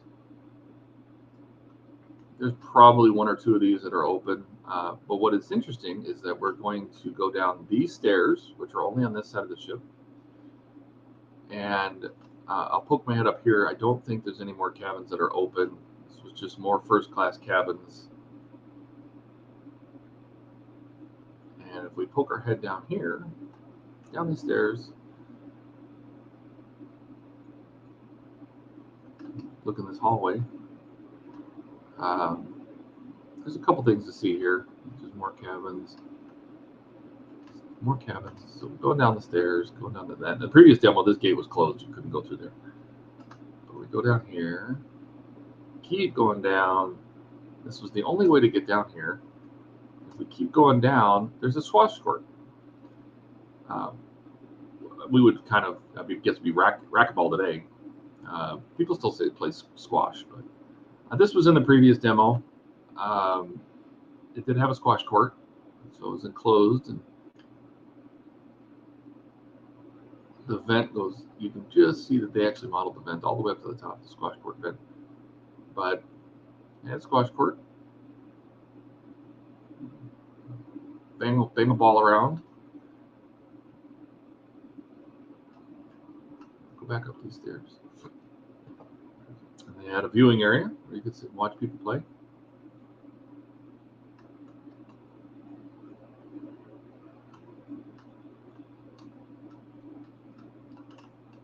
Now, there's a shortcut here that didn't used to be here before, and we'll just jump through it because why not? This is the post office. I believe the post office. This was one of the first places they saw a ton of flooding, and they said, "Oh, we're in trouble." The post office flooded because we're starting to get down into the lower decks. But it's kind of cool to see the post office. A lot of mail. A lot of mail bags. This is a mail elevator that goes into the lower deck down to a cargo hold. which we can also go explore here in a second. This was the post office. And if we go a little farther, there's one of the cargo holds. Just luggage, a little bit of stuff, chunks. This is I believe this was first class luggage. Wasn't that stored here? This was all first class trunks and first class luggage and so on. This tube that we're walking around, this big square wall right here, is actually around the cargo hold shaft for one of the forward cargo holds. But we can go down another deck into the cargo hold, the mailroom hold.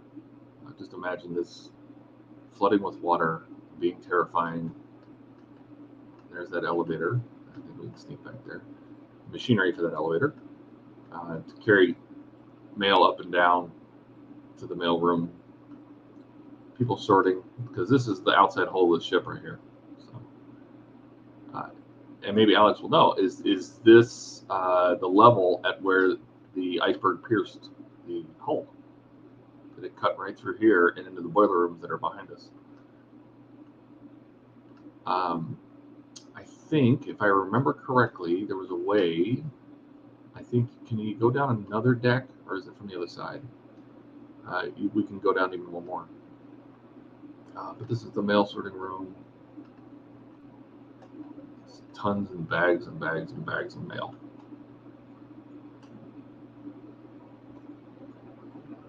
Back up to the post office.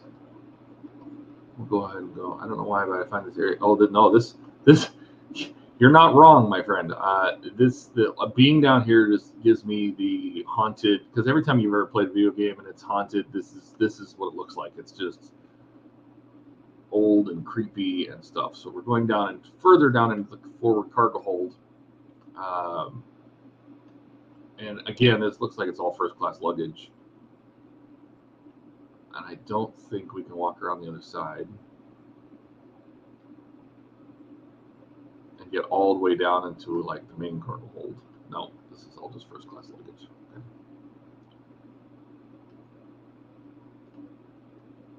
So we'll go back upstairs. Could you imagine getting lost down here? Can you imagine the water's coming in, and to get up and out, you had to go up these stairs, around the other side, to the other stairs, hoping no doors were locked.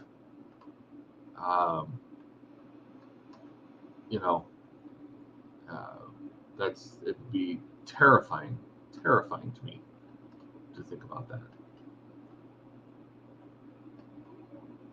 Another cabin. It's hiding back there. Imagine staying in that cabin. That better be where the postman stays, the post officer. Go back to that door. Have a drink.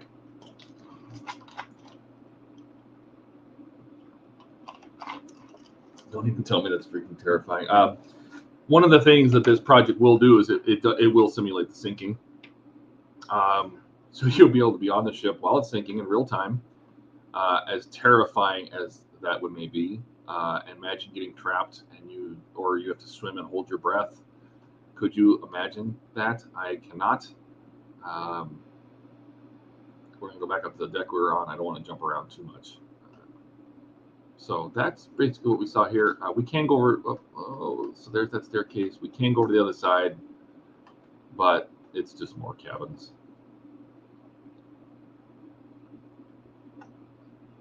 Yeah, you're going to be able to experience it sinking in real time. You'll be able to turn lose power. You'll be able to. Here's the other side of the first class entrance. You'll be able to lose the power, the lights. Imagine just, and when you're outside, when it sank, it was pitch black. I mean, there was no moon. It was crystal clear. I mean, the starlight was a little. You got a little bit from the starlight, but this, that's something that's always been misrepresented in pretty much every movie because you wouldn't be able to see anything. The Titanic would have been a black silhouette against the stars. There was no light. They lit it for the film so you could see it, but people in lifeboats, when it was going down, it was nothing. There's nothing to see. It was pitch black. How are we doing? God, we're coming up on 2 hours. All right, so we're on the E deck now. this is as far down as technically the grand staircase goes. It goes all the way down to E deck. There's no down further. This is technically not part of the grand staircase, but we'll go poke our head down here because this is where the pool is. So we'll go down to the F deck, and this, I don't know why he mentioned that these doors are always, there's this little door, it's just cracked. There's nothing to see in there. Just a couple cabins back here, but if we go through this door, and I'm going to go this way first, is we'll go into this little small hallway, is the pool. Titanic did have a swimming pool. Most people know that. Strangely enough, just imagine, Alex says, if they do the physics to every object, everything slipping and tearing apart, that would be so cool and equally scary. Oh, could you imagine just, let's say you're down below and you're climbing up and the exit you want to go through is blocked by a bookcase because it slid and fell over and you're trapped. I mean, can you imagine just putting yourself in different parts of the ship as it's sinking and see what would you do to get out? And panic you would feel, as most of these people did. That's just terrifying to me. Showers and changing rooms and the pool. A warm seawater pool. Portholes. Did you hear when James at Vintage Revival was talking about this porthole right here? And people were arguing whether this porthole existed or didn't exist and why, but they found photographic proof that they did some digging and said, yeah, it's be there, we're going to put it there. It's there, we're going to put it there. The water, yeah. You can see that it's slowly moving up and over the stairs there.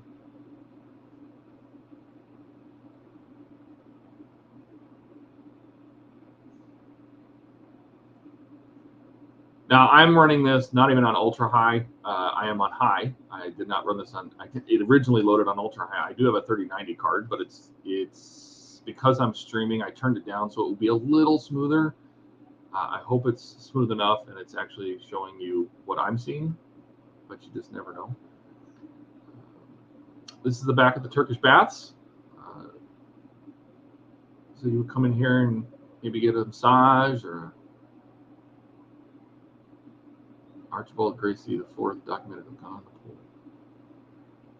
I love this room. It's so out of place with the rest of the Titanic. It's such a different feel. It's such a different style. It's crazy. I love it. You can poke around in all these places and changing rooms and look at the tile on the wall. I mean, somebody had to draw that. Somebody had to model that and draw a texture and do the artwork for it and everything just to throw it on a virtual fake wall on a ship that exists in bits and bytes. And that stuff just blows me away that somebody did that. And it just shows the amount of effort that they're putting into making this a water fountain, making it just as amazing as possible. Thermometer, another clock, and then down this hallway. Thankfully, they took the guy. There was a guy in this what I'm assuming is some kind of sauna bed steam thing. There was a head sticking out of it, and it was creepy. And they removed it in this version, thankfully, because there are no other people on the ship. So why is there one head sticking out of this machine? And when you think about what was therapeutic back then and what they thought was therapeutic, it's like a bath, maybe? No. It's like shower heads. What they thought was therapeutic in the 20s and versus today.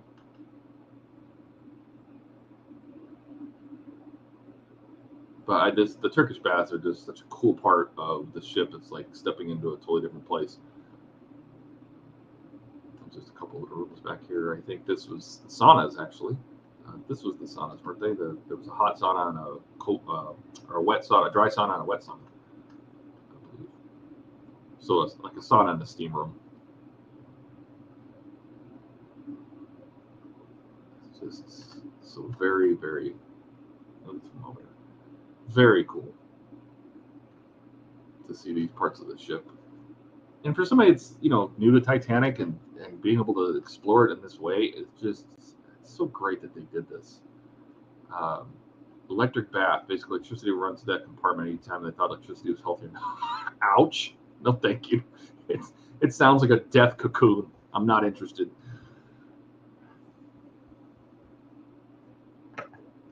I think I would feel claustrophobic. You know, like you go to the mall now and they have those water. You basically get in a water weenie and they spray you with warm water and it's a water massage. And I just, no thanks. Not interested. But that's how you would come down to go to the pool on the updeck. And that was the only way, was this staircase at the bottom of the grand staircase. You would come down here and you get to the pool and the Turkish bath. Oh, what I did want to show, I didn't do it on this path. I'm gonna hop back in here real quick. From the pool, it wasn't painful at all. Oh, still doesn't sound fun. From the pool, this was not here before, but they added a shortcut because this door would take you to, which one is it? Is it this door? Linen storage. I think they mean the linen storage. That door takes you to linen storage, and then where the hell are we now? More mill room? Or is this just all laundry? Is this all laundry? I don't remember seeing this before. This all just looks like laundry. Oh. This is all, I've never been in here before. This is new to me. Oh my God, where the hell are we? Alex, where are we? Where's these stairs go? Oh, this is going to be a door that probably kicks us off to the accommodations again. Oh, Scotland Road. We'll get to Scotland Road. Scotland Road is, so this is laundry. This is a crew area. Passengers will not typically be in here. Light switches. It definitely looks like laundry. And the door link did say linen storage, so I'm assuming this was just for towels and stuff. I mean, it is connected to the Turkish bath, so. Oh my God, where am I? Lost here. Linen cabinets and what look like laundry bags. So. Scotland Road is, with the entire length of the ship, it's a famous path for crew. Just on one side, with the whole length. And I don't think that they've modeled sheer, so that the ship was actually very bowed from tip to tail. And they have not modeled that when they are starting to lay down the tank top and the hull plates for Project 401. And then all of this is going to get rebuilt inside the actual confines of the real frames of the ship. And so that will have the shear, which is the bow where it's bowed down in the middle and up at the tip and tail. Elevator lobby. This is as far down the elevators go. Come down here. Come down to E deck. I don't think we can go through this. Head forward. Where does this go? Let's go see. Oh, this is, I think we're just back in first class accommodations. Just more first class. Oh, yeah, this was the gate at the top of the stairs. To the squash court that I mentioned before. You couldn't get in here on the last one. It's Molly Brown's cabin? Oh, where? Let's go find it. Probably off the main hallway. The unsinkable Molly Brown. Is it on the other side?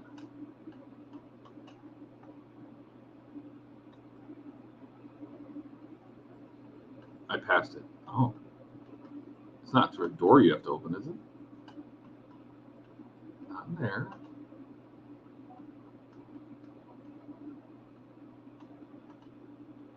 Not in there. Oh, go back to the grand staircase. Okay. I'm going to do that up here then. Go up the stairs. What am I doing? I don't need to do that.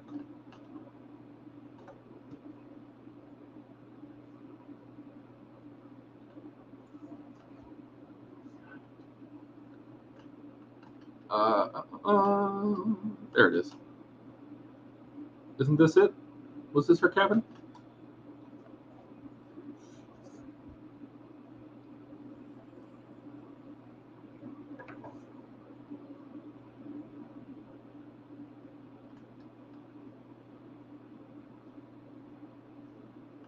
I know it takes about 10 or 20 seconds for this to stream out for things. But yeah, this is her cabin.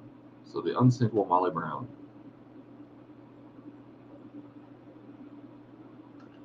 Nice.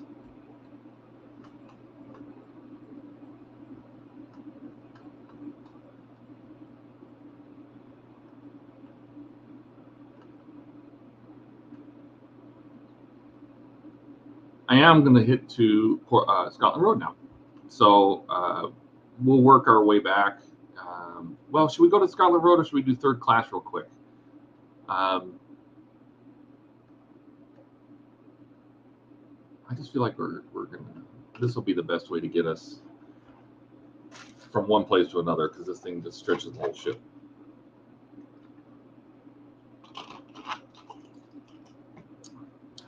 So this is Scotland Road. See how it's flat? This would be bowed up at both ends. The shear is not modeled yet. We have a lavatory for the stewards. It is blocked. I can't go in here. I know there's another one we can go into though, but apparently they're doing repairs on this one. They got some doors off the bathrooms. Lights are out. So go ahead and head forward. So we got another stewards, second class stewards bedrooms. Look at how they live. Stewards all in bunk beds and cots. Yes, third class dining room. Yes, we can get it. We can get it from Scotland. This is how the steward slept. So different from the other, from first class accommodations. And so we're slowly walking forward. What do we got here? Another steward's lab. So this one you can actually walk into. So it reminds me of an airport bathroom. You know, 17 sinks, some urinals, a bunch of. This is where they got to go to the bathroom. How lucky. That graphic is jacked up. And I do know is we can actually go through this door. Is it this door or one of the other doors? Yeah, this door. I saw this. He was showing this in the demo. This is one of the ash places. So the boilers, when they burned their coal, it turned into ash, and they had people that they were classified as glory holes because on other ships is even worse. That's right, even worse. This is where the top of the ash ejectors, or not the ash ejectors on the next floor down, but when they burn coal, it turned into ash. They had to dig out the ash from the boilers, and it was either carried up through buckets up this tunnel that goes all the way down to the boiler rooms, or it was shot out to sea when they were underway out the ash injectors. So this is the elevator system for the ash buckets, and they were stored here when they were in port because they had to be offloaded out one of the ash drawers. And so they stored it here. Now, if we go down one more floor in this little ash tunnel, you can actually see here's the top of the ash injector.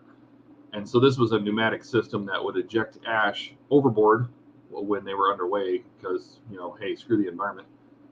And this would go all the way down to the boiler floor. We can actually poke our head in here if you want. Just real quick, we'll actually explore the boiler rooms themselves, but here's the boilers, the tops of the boilers.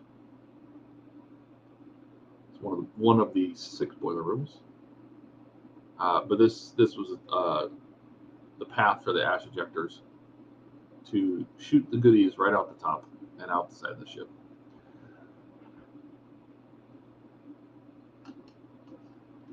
So if you don't know about that door, then in the steward's lab, you can sneak through and into the ash place and see the ash ejectors and the ash hoists.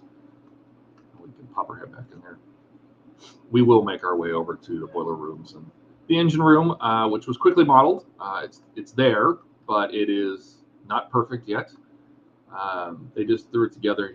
James calls it a snowball effect because they model one little thing in there, and then they go, well, I can just have this, and I'll model one more thing, and one more thing, and one more thing, and it snowballs into, oh, well, I have a lot of the engine room done now. My phone's ringing. Okay, so this was just a common area. This, I believe, wasn't one of these the Master at Arms office? I thought so. That's first class accommodations. This doesn't have a name, just some berths, because I believe we are very close to, if not in third class, because if we pop up here, this was the one of the main areas, and these are the aft cargo hatches. Remember I told you they pulled the tarps off, VDR did, they pulled the tarps off to allow some more light down here. But these would be covered, and if I remember correctly, this is where a lot of the dancing and stuff, like this is one of their common areas where they would, third class would hang out in concrete and, you know, do their thing and party. I don't know if this is where the dancing happened in the movie. This is the third class common space, yeah. But I'm going to go back down to Scotland real quick, just to finish what we were looking at. These hatches are actually open, so you can see all the way down to that deck. This was another common area. This is all just third class space. The other cargo hatch. Yeah, in the movie, the dancing scene was in below, yeah. Because they had this area here. And this was all just third class.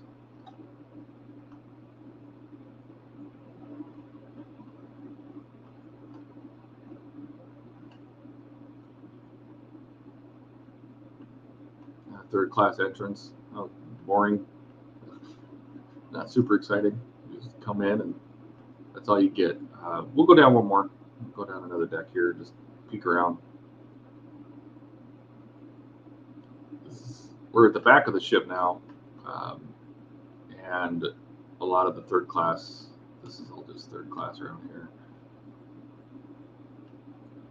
Towards the cargo holds, which I think they gated off. Yeah. I don't know. Did they?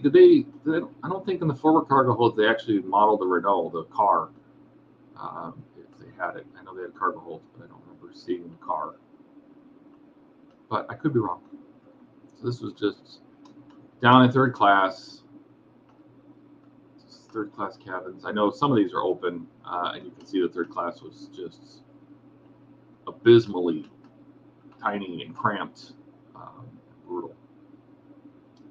Not too bad. That looks inviting. Bright. Well, you got to remember that they would have had these cargo covers covered, and this would have been just so dark with just the basic electric lighting, which back then was incredibly dim. It wasn't as bright as we're used to. So imagine they, VDR opened these cargo covers to let a lot of light in here because this area would have been so dark. It would have been rough. But so since we're now at the back, what we'll do is we'll pop our heads up and work our way up through the back of third class. Again, this is the shaft of the rear mast coming down. We're at the back, I believe. Yeah, we are. We should be. And this should go out on the aft well deck. You can't go through that door. Interesting. Or are we at the front? We're not at the front, are we? Did we come up to the front? It does feel like we're at the front. I mean, they had dining saloon and all the wars, third class, another cable reel, other ships. I may explain because this. I didn't think we were at the front. I could be all turned around. Because this is facing the wrong way. This is the front of the ship is this way because these masts lead to the rear of the ship. So that would explain why we can't go up these stairs. Is because we can't get onto the well deck. The forward well deck is not modeled; it's locked off. But we can go in the crew companionway, and this will take us up to the fireman's quarters. That's actually under the forecastle. So if we poke out here, this is the crew galley. Remember I said about that skylight in the very beginning? That skylight is right here. So this is the crew galley skylight that is up on the forecastle forecastle. This is the crew skylight, and they modeled this galley. This is what they're gonna, kind of an idea of how their galleys are gonna look. And these are the vents under the bollards, which I never knew. I didn't know that the tops of the bollards up on the forecastle the dome top could open and be screwed open to allow ventilation. I did not know that. That one's trunked somewhere, and I think that's just fantastic. This is the bottom of the cowl vent that is, I believe, right in front of the breakwater on the forecastle. So that's the cowl vent, and back there is the crew galley, and we're both probably everybody's familiar with those two things up on the forecastle. So some ovens, some foods and stuff, and then that's down. There's a crew, I think, a fireman dining area. The firemen and the stokers and they all stayed up here in the forecastle. This is the equipment room. This was not open before. I think this is a great place, a great space that they modeled up real quick. This is the equipment underneath the forecastle that turns the capstan. So you got these capstans up on the upper deck, and these are the wheels underneath them and the steam engines that turn them. So this was what was driving the capstans up on the forecastle. And we're getting to the very point of the ship. This is the cable reel that goes out the hawse pipe. We can just peek through here at the very nose of the ship, which we've also modeled. This is the very bow of the ship and the cable reel that goes out that. I believe this was used for there's a crane up there and the auxiliary anchor that is mounted in the well deck or up on the forecastle inside this space right here. So that third anchor, the storage anchor, was deployed that way with a crane. So it's very cool to see this room. Before you could just kind of see it, the steam engines that are in here, and they drove these gears that were reduction gears that would turn the capstans that were up there.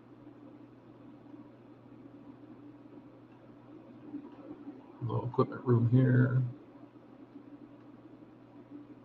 And then this is the forward cargo deck. We can actually, it's open, you can see up. Can't climb up the ladders. Oh my God, I just fell all the way down to the cargoes. Don't climb the ladder. I fell in the cargo hold. Oh no. Well, it's open. Well, that's why. Well, I found my way all the way down to the fireman's stairs. Well, here's forward cargo hold. It's cute, isn't it? Got some supplies. Whoops. So go up these stairs. These are the base of the, which we're on G deck now, where it's about as far down as you can go before you get, up these the fireman's stairs. The fireman's stairs went all the way up. So the people, when they lived underneath the forecastle, they would come up and down these stairs to get to the fireman's tunnel to get back to the boiler room, so that the passengers would never see them. And one stair was designed to go up, and one stair was designed to go down. So we're gonna go all the way down. Oh no, we're gonna go up because I fell. And we'll pop off and just look around real quick. This is the cargo hold. We have more firemen's quarters. Like firemen, they just stayed in these terrible locations. I do believe we saw pieces of this in the film where they did try to represent some of the crew areas up on the bow of the ship, saying, hey, this would be one of the first things that flooded when the bow went down. So there's little dining areas. We'll hop up the stairs again.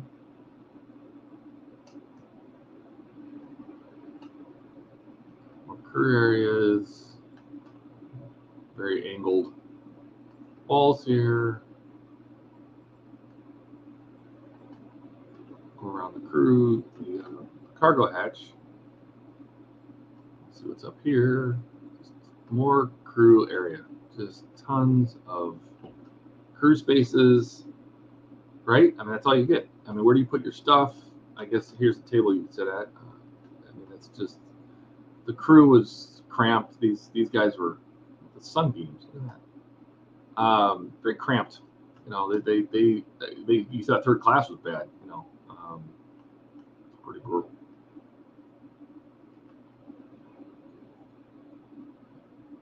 Go up another floor, and it's just it's a lot more of the same. But this is the top of the fireman stairs, and then this would go up to C deck, where I was when I fell. You know, into the machinery room, into the galley. Hop down here real quick. Can't go down there. It's just another staircase. Third class open space. Yeah. But oh yeah, the firemen. Yes. It'd be very rough.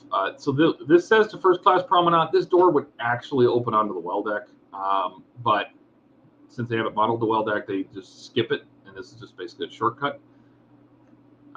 Because this stream is actually going quite long, I think what I'm going to do is I am going to where did I come out? We're going to go down the stairs here. And I'm going to take these all the way down, and let's just get to the engine rooms, or at least to Scotland Road.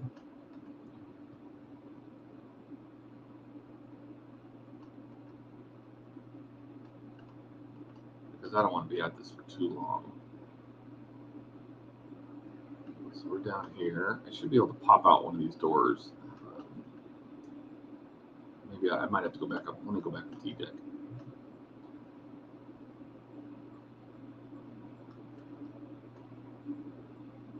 Oh, don't mind this stuff. There's a door that'll let me out of here. I know it. Let me out. Oh, killing me. All right, forget it. Anyway, we're in the bow of the ship, and I'm going to take the fireman stairs all the way down because I know this. Because I know how to get to where I'm going when I get this way. So we're going to take this. We'll go through the fireman's tunnel. We can pop up to Scotland Road. Third class dining. So very bottom, fireman's tunnel. And this goes basically from all the way from the bow of the ship, because if you can imagine, the water has a path not only to go up these stairs to the whole bow, but also back to the boiler rooms. So you know, the firemen would come up and down these stairs, and they would go down this long tunnel and end up in the first boiler room. And first being the first one we encounter. Yeah, because number 6 is at the front. It goes from the engine room forward, 1, 2, 3, 4, 5, 6. So this would be the fireman's passage. This is one of the watertight doors. It's closed because that's a loading area, so they can load the boiler room separately. But this would normally be open, but it is one of the watertight doors. This, interestingly enough, is the float.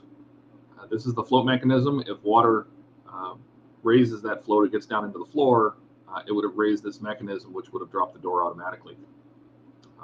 I believe the doors were commanded closed. Some of them, I mean, most of them were commanded closed. I'm sure some of them might have been triggered by the float. So, all right, so boilers. We're in boiler room 6.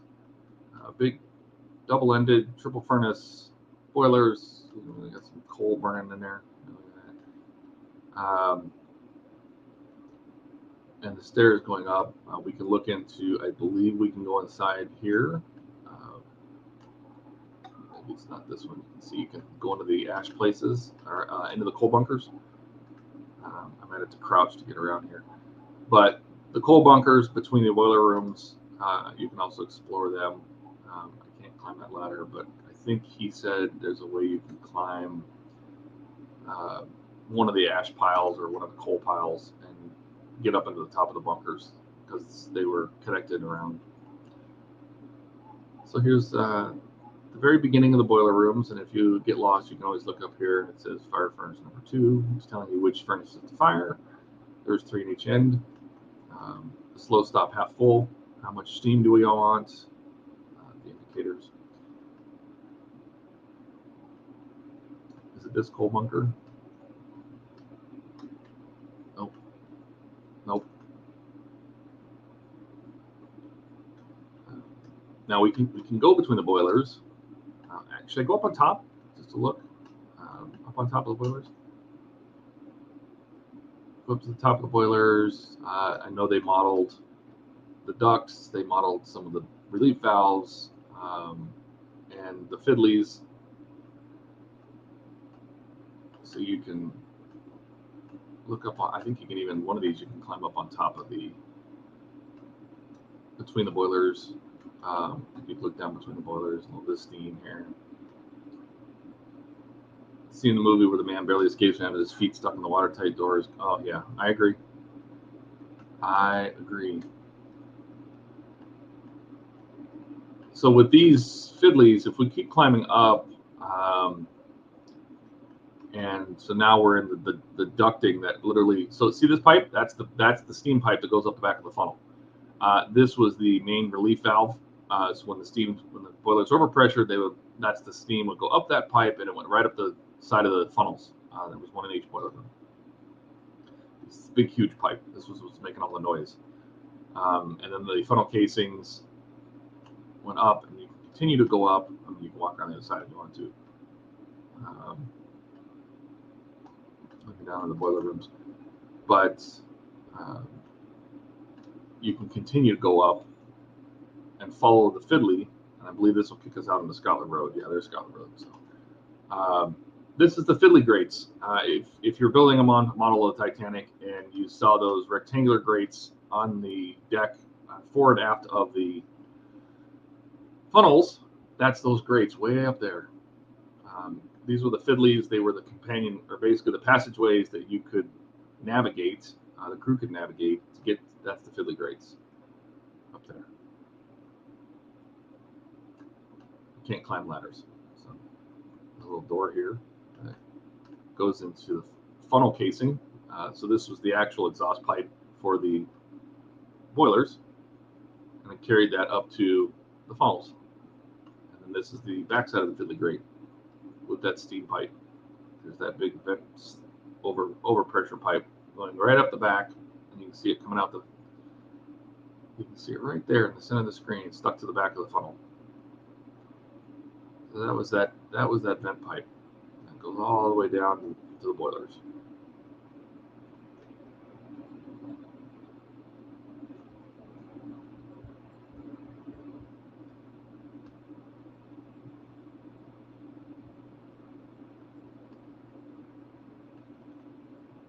So now we're just working our way back down to the boilers.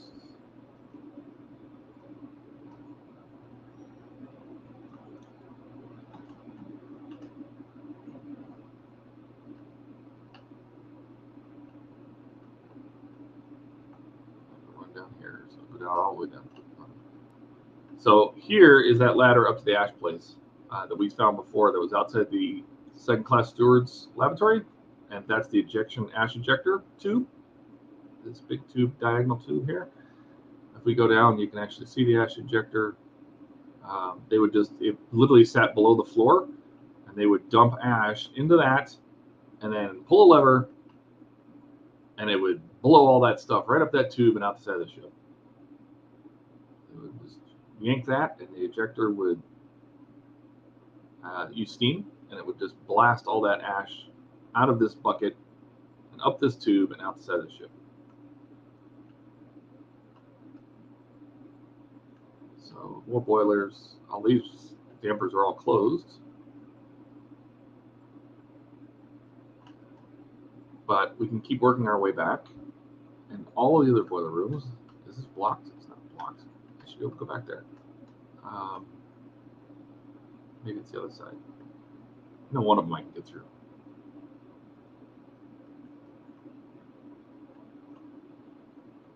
No, I should be able to go through there. I did it before. because this is the main passage that takes you. There's stuff here, but it just seems like I should be able to get around that stuff. I've done it before. That's okay. What we'll do is we'll go up to get back up to Scotland Road. So could you imagine working down here?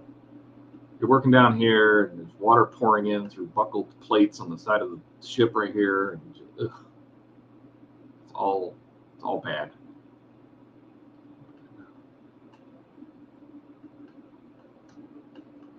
I'm gonna cheat. I'm gonna take this. Can I go up this one? Yeah, I had to crouch. I'm gonna climb up the ejector tube, and that'll kick me out on Scotland Road. Oh, not this one. That just takes you to black. Whoops. Let's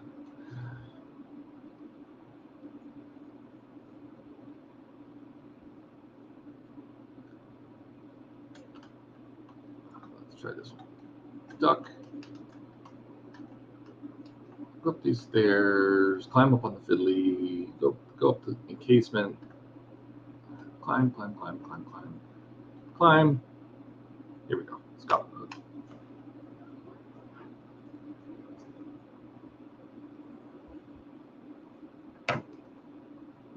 All right, so let's work our way backwards. So we're heading down Scotland Road towards the back of the ship. This is where we came in. This was the door to the forward grand staircase. Where we came in. So now we're just going to work our way backwards towards the back of the ship. And if we take a quick detour down these stairs, this is what Alex was talking about. This is the third class dining room.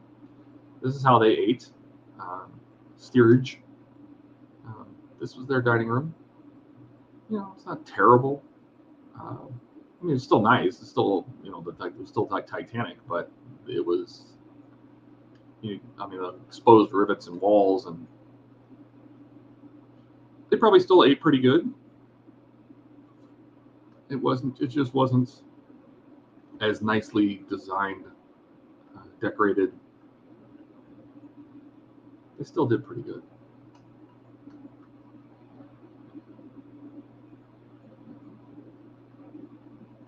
So that was a quick detour of the third class dining room. Yeah, I'm not going to. I know you can look at the menu. A drying room, a locker room. So we're going to continue to move aft.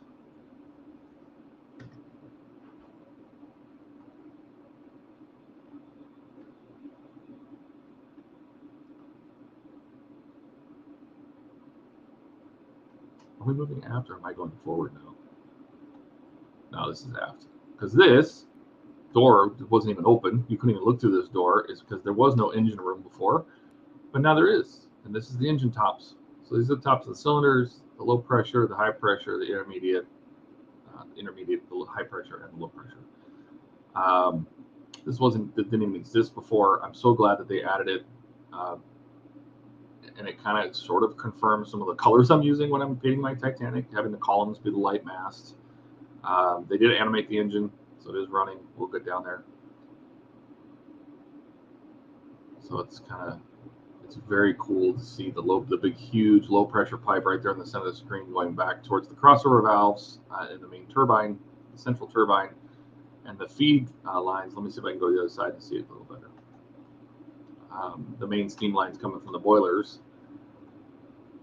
would have come through these big red valves right here. Those would have been the main feed lines from the boilers, and then that fed the throttle bodies to the ships, to the high pressure cylinders to drive the engines. And a bucket so we can't go down, and a box so we can't go forward. But there's the tops of the engines, and a crane, in case they need to do work. So we'll go down a step, go down a floor, take a look down here. Casings, cross platforms, gangways. We'll take a little detour right here. We can crouch, go ahead, and see some of the engine doing its thing. The drag links, the reversing engines, the main pistons. These are the drag links for the reversing engines. These arms go over there, and this is the rod. If you're building the Hashtag Titanic like I am, this is the rod that we mounted all that stuff to. But you see how little they move, and they move a ton on ours, because this would swing about 30 or 45 degrees, and that's what would reverse the engines. They would just twist this bar, moving very little, but to make the engines run in the opposite direction. Go down a little bit more. You can't do too much down here. I don't think there's a glitch you can do to explore the whole room. There's a box you have to crouch into, but it's not. You know what? I don't need to. That's okay. But there's definitely details missing here. There's a lot more valves. There's a lot more pumps and things that would be along the back walls. I mean, I can see some stuff back there. Here's a winch. I notice this winch is not green. It is the light mast color. The steam turbine is back through this hatch. The central turbine and the crossover valves are back there. We can see those.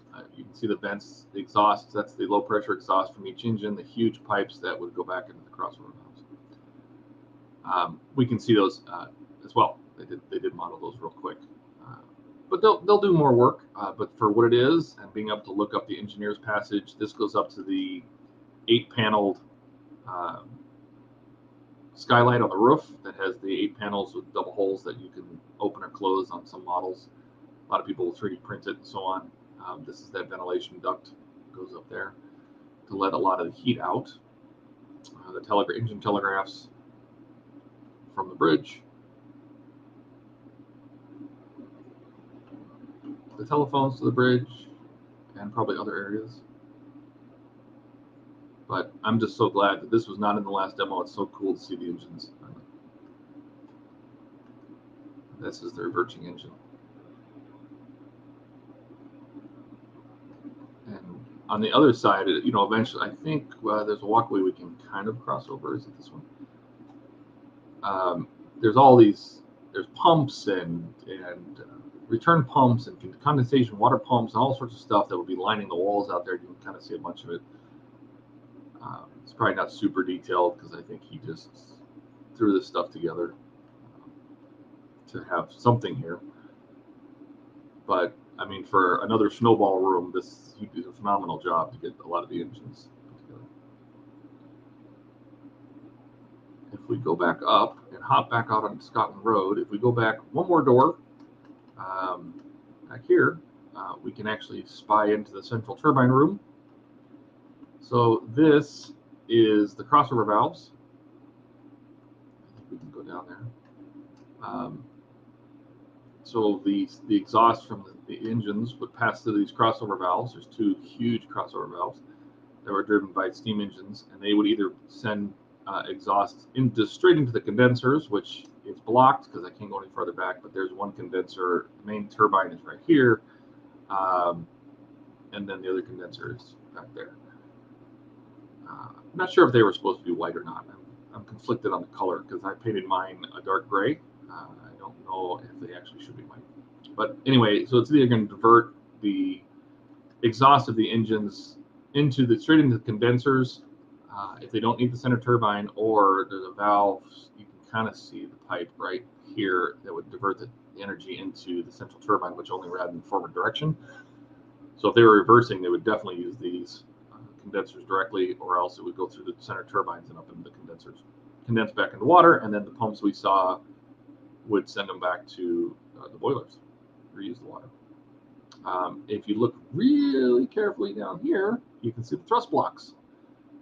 Now, I painted mine a light mass as well, just for fun, but the thrust blocks that hold the propeller shafts are the serrated things down there.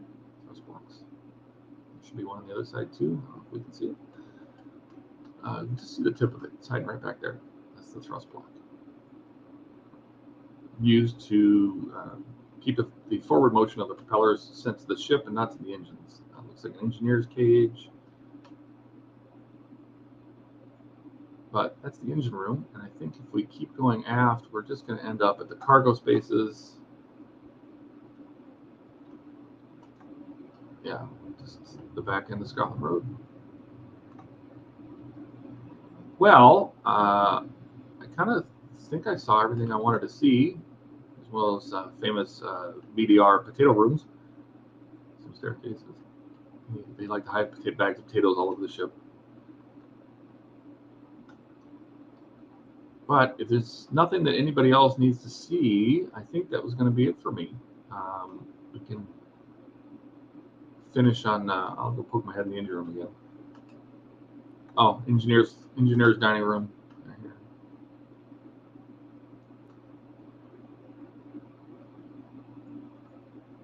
And that was it. I'm going to say goodnight. Really enjoyed the stream. I'll watch the rest of the morning. Thanks, Dave. Yep, I think I'm pretty much done anyway. I do have other things to do today. So I will pop my head down here in the engine room, and we'll just find a cool angle, and we'll leave it at that. So that's all what I wanted to do today. I thought I'd share it. The demo 401 is free. You can download it. It's about 40 gigs, but you can download it. I put the link in the description. It doesn't cost you anything. It does run DirectX 12, so you got to have a fairly newer video card to use it. But